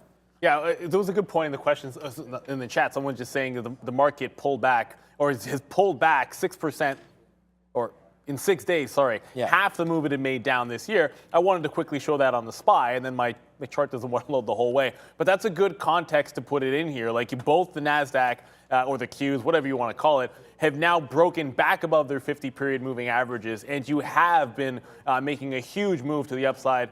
And it's worth noting, it's been pretty strong. Every time it's looked technically like it's about to pull back, it's gone further. Someone had asked if I had gotten the 95 short where my outs would be. I said this in the chat. First leg in front of 985. I don't have this, but I'll answer the question anyways. First outs would be in front of 85, sort of where you had support previously. Then looking at the consolidation at 980. And then after that, somewhere between 70 and 75. This good range there. Forget about the VWAP retrace, at least I would be, given how strong it is. Brendo? CISO, just popping up here. A few people mentioned through $8 there was a huge volume alert. 9% on CISO. That's cybersecurity as well. CYRN starting to go. Also, we don't typically get too far into politics too much, but shout out to Nancy Pelosi. Maybe the trade of the week, guys, getting into, or disclosing anyways, $1.25 million worth of Tesla call options on Monday. Really? What was that? Nancy Pelosi. Wait a second, what? Nancy Pelosi bought call options on Tesla on Monday? Indeed. That's stuck there. You see where that guy is? You can see his. How'd you do? You don't worry about that, Neil. Hold on a second. I need to watch that back on. Just give me a second. Remember this market? Yeah. So there it is right there. Good for you, Nancy. As the rich keep getting richer. But I don't know. I'm not. No comment on that, man. Well, I don't know either. I can't believe that they're allowed to even do that. I gotta see what you did. I just threw the thing back. I know. There, I'm trying to rewatch. Got stuck there. But wow. Okay, Nancy. That's sick. Oh my God. Okay, Nancy Pelosi, you win. You win. Yo, Liz, clip that. Yeah, mention it to Liz. Just message her, and she'll be able to clip that. That's hilarious. Yeah, but okay. That's my opinion on that. What's yours, Neil? I'm not. Look, I'm staying out of politics. No, I'm saying. What do you think about how is that able to even happen? I'm not trying to be political there. I'm just maybe we should be following. We had a joke about that. The Nancy Pelosi, there's a website or something, What Nancy Buys or something like that. I know. That's crazy. But the thing is, okay, look, before I say okay, I've already said the market's rigged, so that's fine. But the point of what I was getting at is there maybe something else on that website? Maybe she sold something. I don't know. Maybe she was buying during that move down and lost, right? We can't. I can't get carried away on every single time she makes a move, can I? I don't know. It's utter nonsense. If you're in public service, you're in public service. And if you're serious about being in public service, but they did pass that bill. I thought. That's fine, but I don't know. But anyways, man, that you can tell. It's just I can get worked up about it, and I probably am already getting worked up about it. But it's neither here nor there. Laws are laws. And they are what they are. As long as they're following them. And I'm not even American, so we're up here in Canada. So it's far be it from me to sort of talk too much about it. But man, that clip, I watched it back, and it's pretty spectacular. If you didn't see it live, that was a pretty good throw. I know you didn't even. I don't know if you got a chance to see it, but that's a once in a lifetime. No, man, I just whipped that thing back. That was a crazy throw. If some of the Jays pitchers can have that kind of accuracy, we're gonna do some things this year. Probably going to go into I already have the Jays. I'm all over the gambling on the Jays now. Yeah, we just extended a Chapman. But as this is going on, it's decision point time for Pinduo Duo. So I was going to consider getting some out at 48, but the NASDAQ's curling, right? We got to that high, and you're pulling back on the NQ, back below that 2%. So if you've got a short that's working, it feels like it makes sense to try now to hold it into those imbalances, which is what I'm going to do there, guys. So, yeah, it is what it is. And I see you guys. I know everyone's now talking about it, but we try to stay out of the politics and talk about the stock moves. But if there is some kind of a correlation to be had, and you can time things based on disclosures, everyone looks at what Cathie Wood does, and they say all the time, like what position she takes and trims. And if you find a correlation and there's a good trade, then go for it. I don't know anything in particular. And Tesla did bounce off 985. So if you had that short, that first leg to take profit, I think it gave it to you there. You're still below 995 here, so lower highs being put in. Again, I didn't get the short I want, but someone asked what would I be doing? The next leg would be that 980 that we talked about. Thankfully, I got into Pinduoduo. The other question was about Alibaba. Would I short that? You can see it's not really going anywhere, even with the market pulling back, because Baba's already pulled back. So probably a lot more needs to happen for this to roll over. And Baba has that strong news, of course, with the buyback as well. Oh, man. Yeah. No, I can throw that bull, trust me. And no matter that's just a little small bull. Even if it hits somebody in the head, I think it will be fine. But who? No, they're just saying, like, once traders are back there, I can't do that. But well, if you'd missed high. Obviously, I wouldn't be, like, throwing at a dude that's sitting right there. So we'll see what's going on. But anyways, Nancy Pelosi, it's her. I mean, her husband is the one making the trades. You know, so we don't forget about that. All right, so that matters. Yeah, that does matter a lot. All right, let's go. What about NEO? NEO's a name that here. I was clicking on my screen, so it definitely loads up. Another name, man, that we should have been short. Shout out to Dinesh if you're watching this, man. We talked about getting that early. We should be in this one for a big amount of shares, but we're not. It's very, very stupid. We should be in this short for NIO, man. It did tick up higher, but the thing is, when a name is up 7% and the market at up 2, like I just thought it would have continued. Maybe that's a nice little long there for NIO off this little bottom wick there.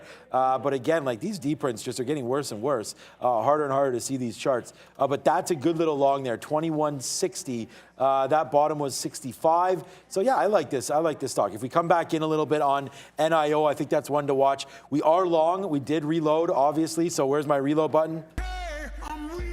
On Facebook down here. So it did drop down. We had just like the Brahma Bull, you know what, there, stood in front of it, man, took the shares in front of a falling knife, took it, didn't get cut yet.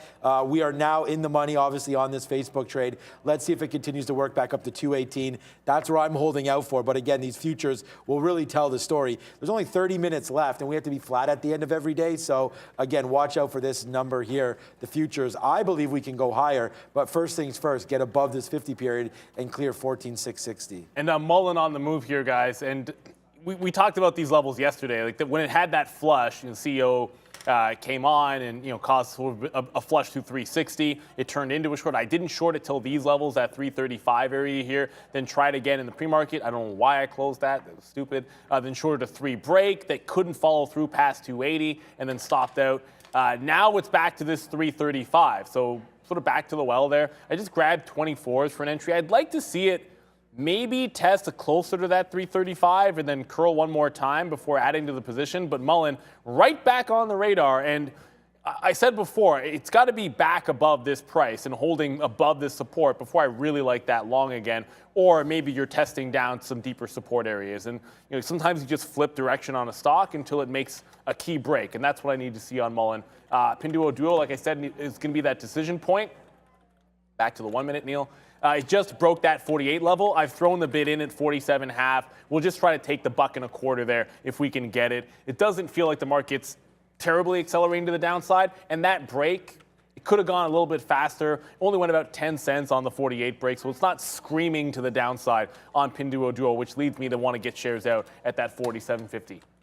All right, we're going to, we are going to test here a little bit of a short. I don't know. We'll see if AMC wants to hold the short right now. It is starting to come down here just a little bit. We're below the 50 period.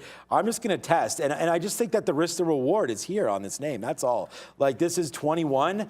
So we'll hold it out. I'm not even going to use 25. I don't think that really matters anymore to these stocks, but it looks like we'll get stopped out here. But I always just liked this risk to reward there. So we did take it at 12 and 13 because I didn't think I was going to get 13, so I hit 12, and then we got 13. So we have an average price. What is it? Does it show 13 on there? Yeah, 13. So that's close enough. It's 12,667.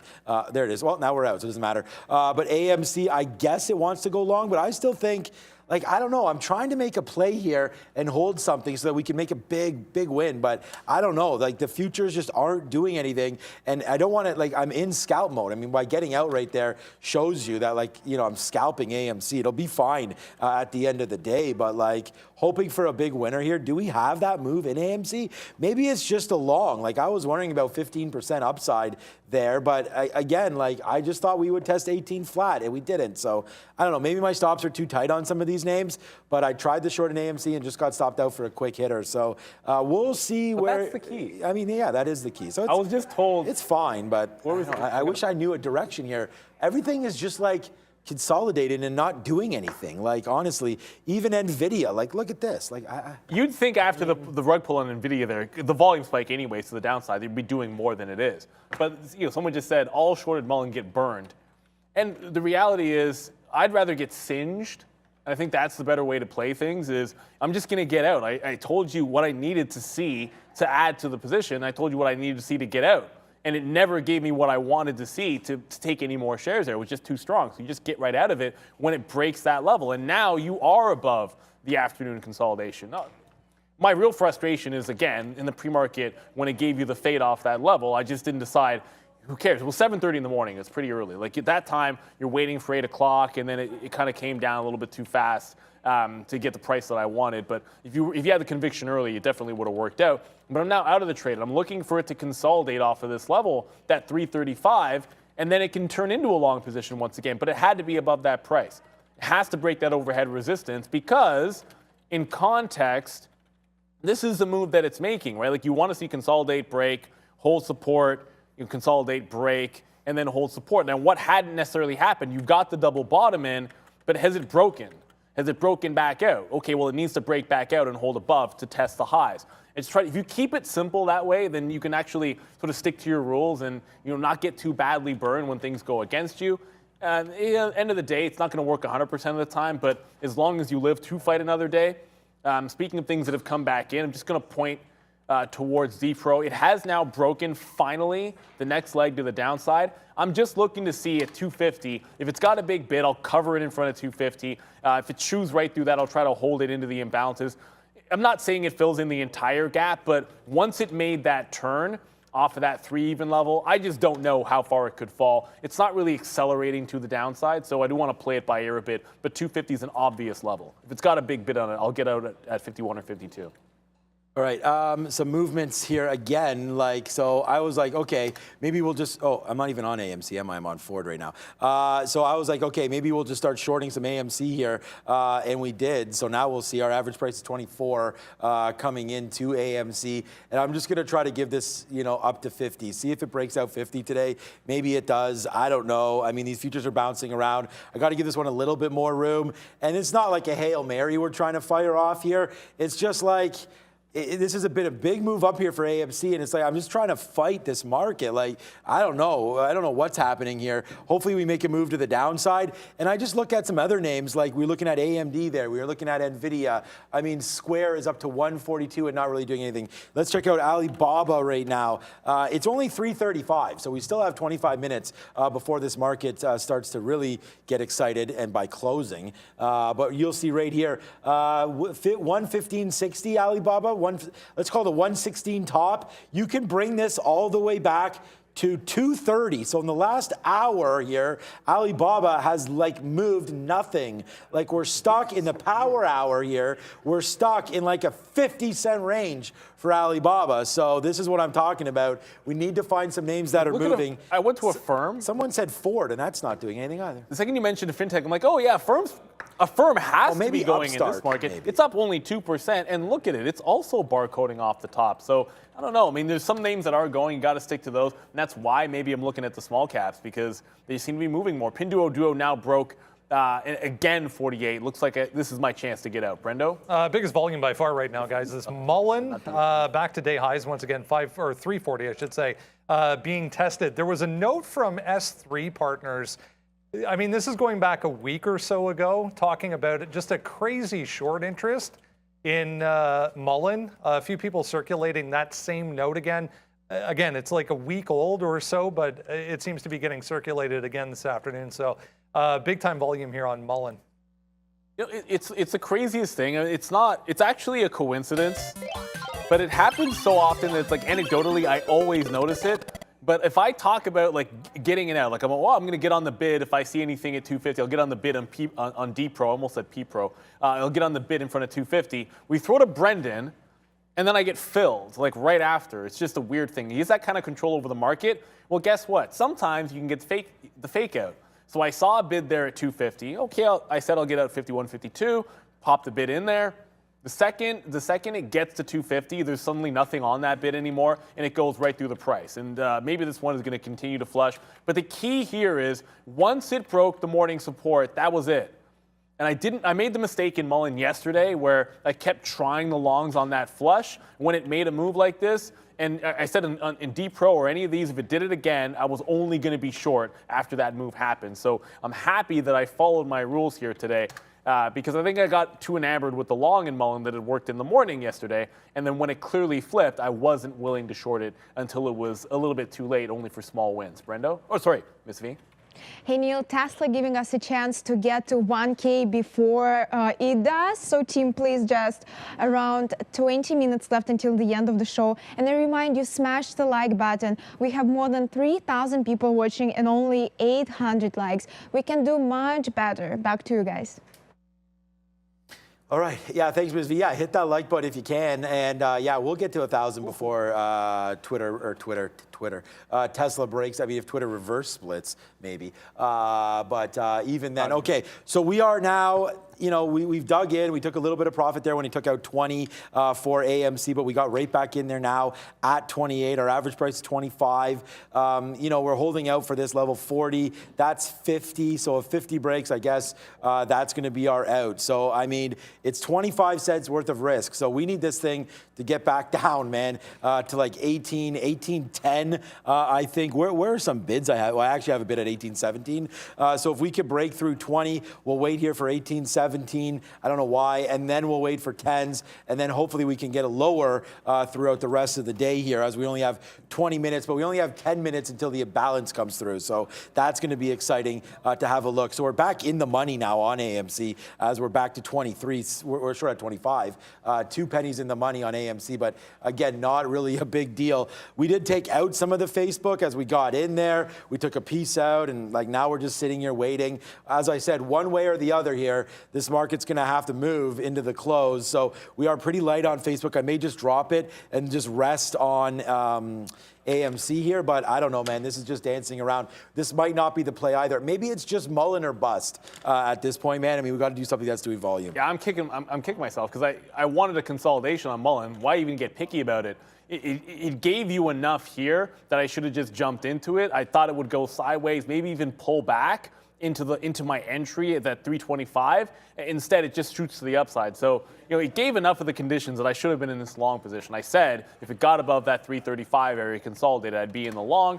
I just felt like it was about to dip. It did put this little move right after I got out of the short, put that little move back into 332. I thought that would extend further. It did not. The squeeze is on again in Mullen.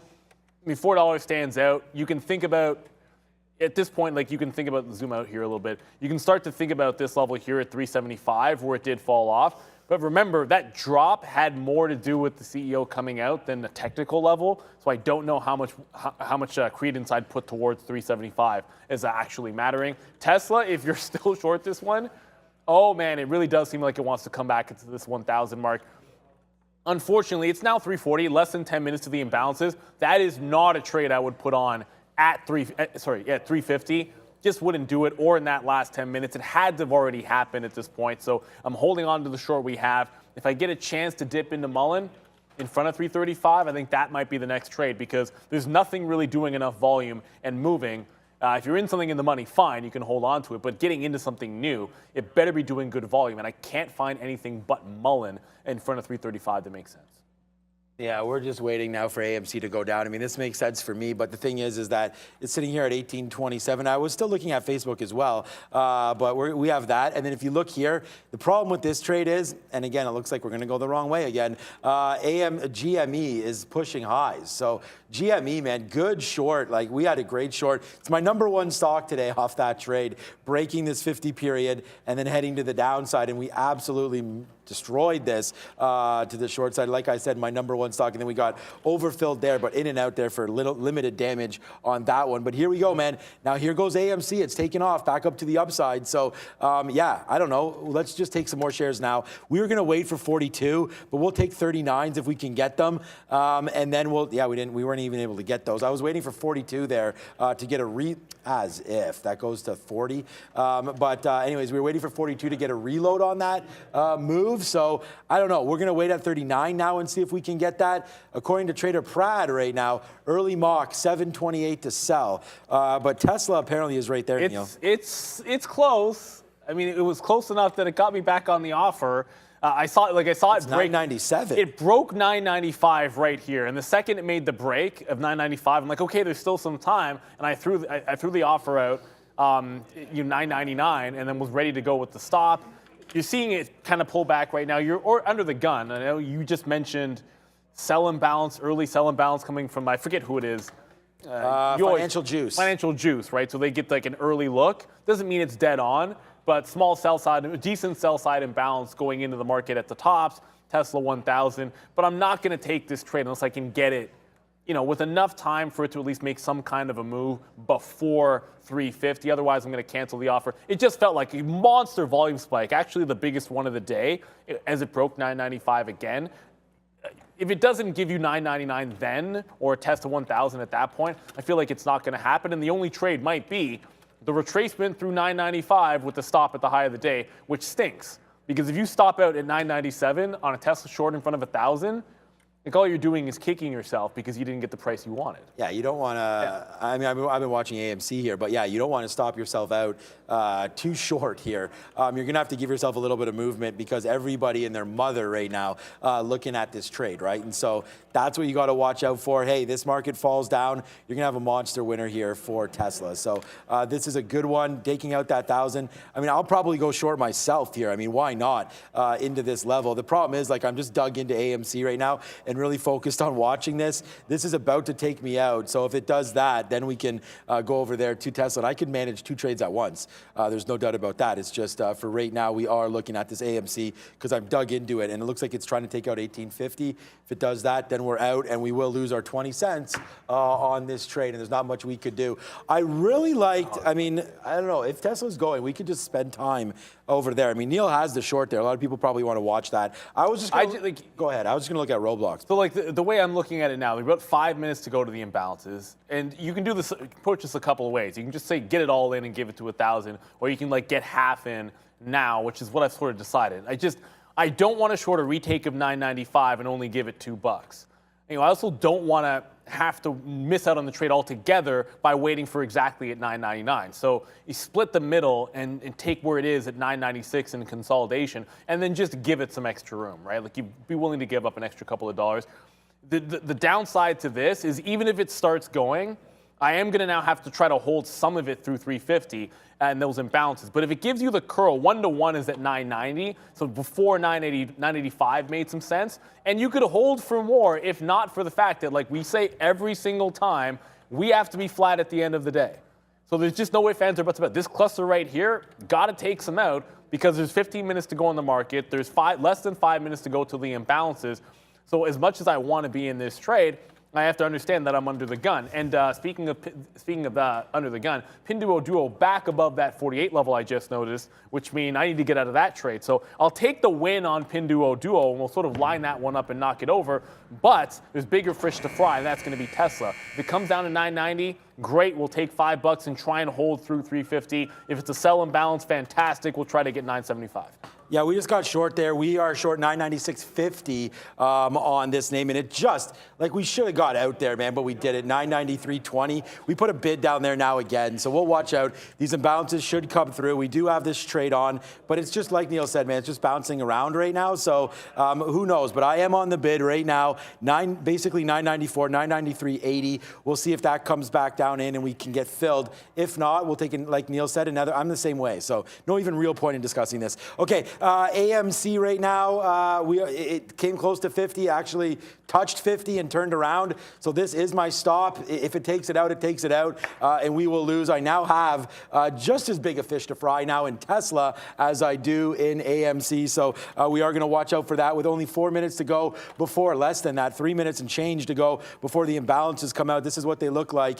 Not right now. I'm going to get rid. We don't need ARCA. That's for the NYSE Amex trade. We'll have this out right now. We'll try to follow some stock here as we watch. These are all as of 9:30, so obviously nothing's out right now. Oh man, AMC is going to come out as a buy. You watch it, and then this thing rockets upside. We have our out already, so it's really like no worries on this trade. We have our out for AMC, so I'm not super concerned about it. But again, the market is moving to the upside right now, and there it is. AMC does take out that 50, and we get squanched. Is that the right word? Out of that one. So AMC wins on that as the Bulls take out the Bears here on AMC, and that making new highs, not new highs, sorry, taking out that 50, creating a nice little bump up there. And we got short and we got out. This is gonna. I'm telling you, Tesla's gonna make that run right at 1,000 as the imbalances come out. Like, it just feels like it's completely inevitable. We'll see like 999, and then it'll be 349 in like 30 seconds, and it's gonna put you right to that test. If it's a buy imbalance, like probably like run the stops and then flush or something like that. But it just made another push higher. It got to 997.86, so it's getting really close to this 1,000 mark.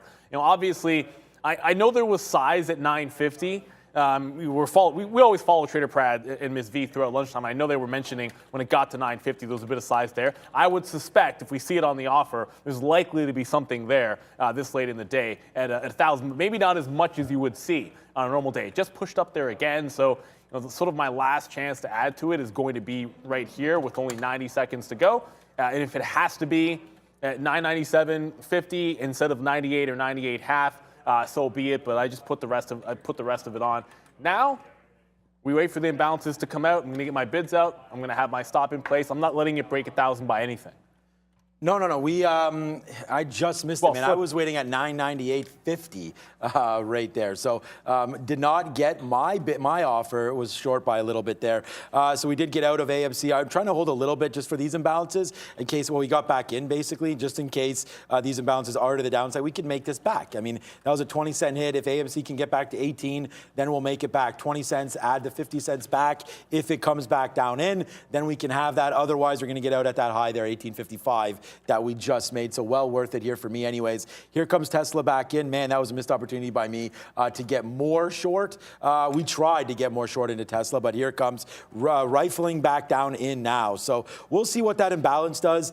If we're lucky enough to get one of these, like 987, I don't know, that could be pretty nice. But Tesla coming in right now with only a little bit of time left before this imbalance hits. So we'll cover the bid now. We'll see if we get some, but this could also just rip right through 1,000, like Neil was saying, right now on the imbalances that are coming out like in 10, 15 seconds right now, 13, 12, and we're going to get these imbalances. You're going to see what's going to happen. This is the NASDAQ down here, so you're going to be able to see either it rips or tanks. It's that simple. And Tesla's going to have some sort of an imbalance on it. So here we go, back in, and there it is right now. Actually, Tesla didn't do anything. I don't have it marked down here, but yeah, are we to the up or to the downside? The future is really saying hold my beer as well. So nothing happening right now. We'll have to wait. I don't see anything. I see Apple. You can see Apple right here with the small sell side right there, 700,000 shares. Other than that, like a bunch of no names. Obviously, Cisco's there, but we didn't trade that today.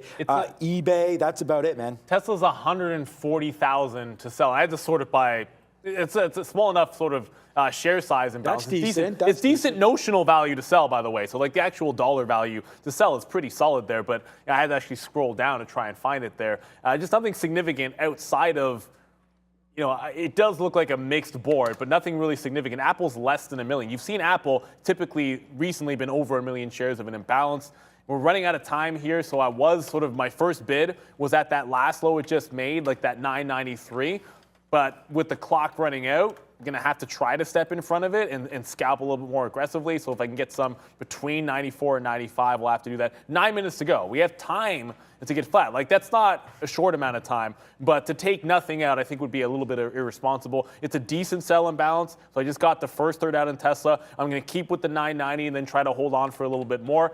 If you're tracking some other names, I know Mullen made a pullback, and I'm not trying to ignore it, but we're trading Tesla. It got to 360 and then pull back right in. But so far, looks like it really wants to hold that 335. It's right back into that 335. It's too late for me to take that trade. Like, I'm not going long on a support level at 351. Like, that had to happen 10 minutes ago.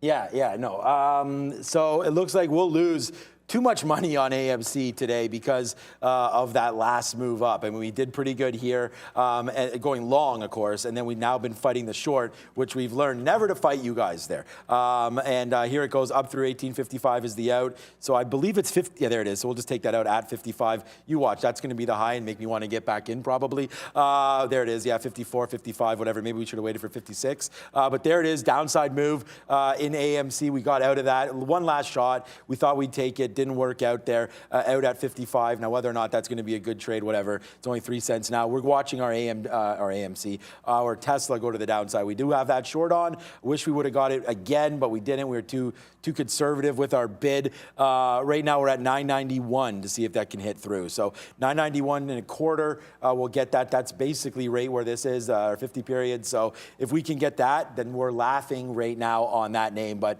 to the downside, hopefully comes Tesla, and it looks like it might resist that 1,000. Do we have 1,000 likes yet? Hit the like button, guys.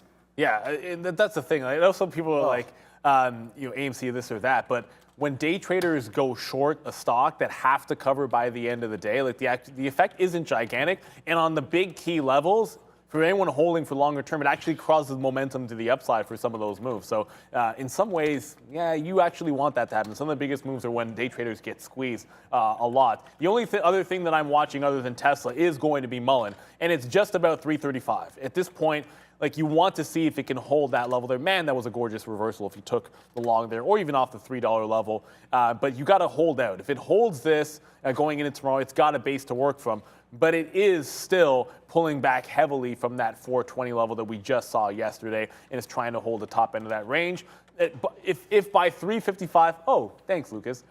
If by 355 Tesla has not made another push into that 991, just got to take some more shares off, because that's how it is. You got to get flat by the end of the day, and you can't do that by watching the stock. You got to buy out of your short. Yeah, for sure. Did you say 420? Is that what happened there? I was wondering what you said. Thanks. No, the high yesterday on Mullen happened to be 420. I got it. Pull up the chart, say the number. What are we talking Lucas about? hits the key, right? Yeah, Lucas is all over that. Okay, so with only 5 minutes to go, we are seeking a little bit of revenge now on this, as we went short again here into that. We got stopped out for, 48s to 55s. So that's 7 cents. We're now short 48 and starting to take it out now in the 30s. So we'll win on our last little idea here. Unfortunately, we did get, why was I at 55? It should have been at 56, 57, but that's fine. We are just trying to take a little bit out here on AMC, and I know, like what Neil said, look, we're trading here fast. 73 million shares, believe me, I'm not using as many shares to affect anything on this stock. I'm going to put one more out here and see if we can get it on our friend Tesla. If not, then we will be gone on that name right now. 994, I just put a bid at 994 flat, so we'll see if we can get out of that one. What the hell? All these stop orders are just flying through here for me. I don't want to be short Facebook right now, so but we are. So let's just put a bid in there and get out right now on Facebook, as I don't need to be into this mistake again, man. We got to get a little bit better with covering our orders. Yeah, and I said 355, I would get the next leg out on Tesla, even if it hadn't moved. So it hadn't. So right back at that 93, 94, just got to do it. I still have the 91 bid. There's a lot there are some things happening here at the close here, but Tesla is the lead story. The market has now pulled back again off those highs. Miss V, what do you got? That's right, Neil. My dear Isa Mohammed sent me 9th super chat for Miss Beauty Valeria. Thank you so much, Isa. I hope you're having a wonderful day and making a lot of money trading today. Now let's go to Brandon. Just seeing some more Ukraine headlines coming across here, guys, talking about Kiev. Just a heads up, market came in there a little bit. Anyways, let's get a check of what is to come tonight for earnings. Couple of big names on this board for tonight as well. We One big name. apparently don't have that anyways. I can just tell you, there's GIS and there's Adobe. How about that? Look, man, I know exactly what happened in there. Brendan's like, my hair looks sick today. We don't need the board. I can just tell you what's on the board and look good doing it, because that's what he does. But it's Adobe, right? Yep. Adobe's, I think, is a big one. I just got out of Tesla. The 991 just hit. There's only 3 minutes left in the market. I had to take it out. General Mills, I like the stock. I don't know if there's going to be a day trade that's exciting enough for us there, but Adobe in the middle and maybe Jinko Solar. I feel like it does have the potential to have a bit of a move there. I forgot to check the short interest on that name, but it's moved in the past. Certainly is in that space that it could. I'm all out of Tesla. Mullen's still holding that 335. So maybe all's well that ends well. Just reminding you guys, yeah, we get 3 minutes more. If Sean, before he gets to go to Miami, one of my favorite cities in the entire world, spent some summers there in university, and it was a heck of a lot of fun. Enjoy yourself, bro. Yeah, no, I will. Thanks, man. Yeah, we'll send you some pictures and everything. Okay, so it's down to 990 right now. We are still in this short. It is battling through this 990 though. Maybe we don't get it. We are now $6 in the money on Tesla. What a great way to end the day, hopefully for me. 988. I'm going to adjust this, man. If we get a 988 print or something like that, then we'll be happy. We were at 987, so we'll go to 988. But it just bounced off 990. You know what? Yeah, let's just put a. It just paired off, by the way. Let's just put a 990, 50 or something like that. If we're lucky enough to get that, then fine. Nice little win. We have been cashing out right now too, with a nice one here on AMC to the downside. You saw me get stopped out at 55, but then we went right back in at 49 or whatever, 48, and now 24 cents in the money on the downside here. We said if we went back to 18, we'd be fine, but we've just been scalping this out because it just moved too fast to the downside here with only 2 minutes to go now into the day. So let's just start to cover more. I'll take some more out at 22 right now to the downside. I may just take this Tesla, but we are still $4 in the money right now, but I'm still bidding 990 right now. If that can come down, great. We got a little greedy there, but the market did stop and it paired off like Neil said. So I don't know. I don't know if this is selling or not, but we'll wait to see if we can get a bid here in Tesla. Now, it looks like it wants to go the other way. But anyways, Tesla to the downside, it's kind of flat, and then AMC is the one that is moving, and we're just getting out of AMC right now. They were coordinated yesterday, both in the bell ring, but also in the attire. Today, Tony and Ms. V, I know they got a routine as usual. We'll see that in about 1 minute. As there they are, the bell ringers. Don't put it on them so we can see the dance. Getting locked and loaded, ready to go. Tesla 1000.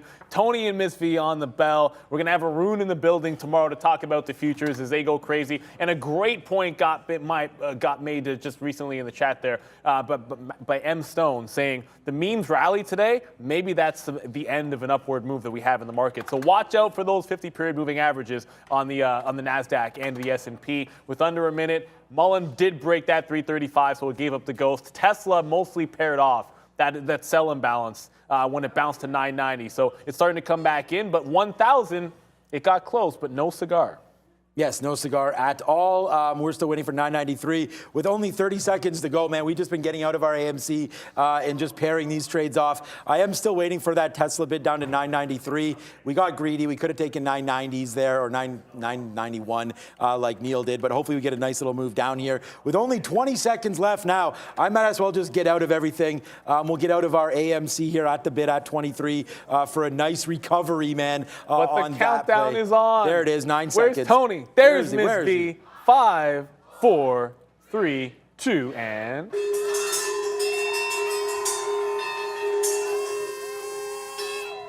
There we go. Yeah, let her get the last one right in there, Tony. Yeah, very, very nice, Tony. Well done on that one. As you can see, I'm still in Tesla short, so we'll see where I have to punch out of this one. Hopefully not sub 99, that's for sure. But okay, here we go. AMC, a nice move there at the end of the day. Nice trading for Tesla off 1,000. That should be exciting tomorrow if it opens up underneath. We'll see if it does or not. A big day in the market sends that thing over 1,000, and you don't even get a chance to look at that again. So that would be unfair. Yeah, that would be very, very unfair. But Brendan over at the big board. Yeah, typically the way it happens, guys, we end right at a big level. It gaps up the next day. We'll see. Here we go. Nice day for the market right across the board. 1.18 for the S&P, 2% almost for the NASDAQ, leading the way. 0.9 there for the Dow as well. We had a nice day for cryptocurrencies, although Bitcoin did come off a little bit in the afternoon there, but was up about 4% at one point. But anyway, still above 40,000. Yes, sir. And yeah, crude coming back a little bit. The TSX is going to suffer, I suppose, because, you know, it's sort of related to too many of those energy names and the mining names. But we didn't note a pullback that happened, by the way. Like U.S. Steel, some of those names in the metal space did pull back today. Obviously, when the growth names go to the upside, maybe not covered enough. But just throwing that one out there, the real story. Enjoy Miami, man. I'm a little bit jealous. The weather's getting better hit here. Up the ice cream shops. That's what I'm talking about, man. Yeah. The kids are jacked up. The passports are in hand, and we're ready to rock and roll. I just got to go COVID negative. Oh, so hopefully we'll do that. We're 3 for 3 on that one. But hey, a big thank you to everybody today. Fahad, Lucas, Mark, obviously, Miss V, and all in black today. Very nice. So thank you, Miss V, for that as well. Trader Prad's getting ready to rock and roll. So he's standing up. He's getting ready to go. Thank you to all the traders. There he is. What's up? Thank you to all the traders on the floor today that joined Trader Prad on his show today. Thanks to Liz. Thanks to Maggie. Everybody. And it's a Rune time tomorrow. So that should be a lot of fun. I'm back on Monday. Until then, stay tuned for your trade of the day, which was... Oh, goodness. Goodness, I'm putting you on the spot. I don't even remember what it was either. No, it was Sofi. Sofi, your trade of the day. So have a good one, Tesla guys. on the brain. Yeah, enjoy the week. We'll be back here tomorrow at 8:30. It's Trader TV Live. Have a great evening. See you guys.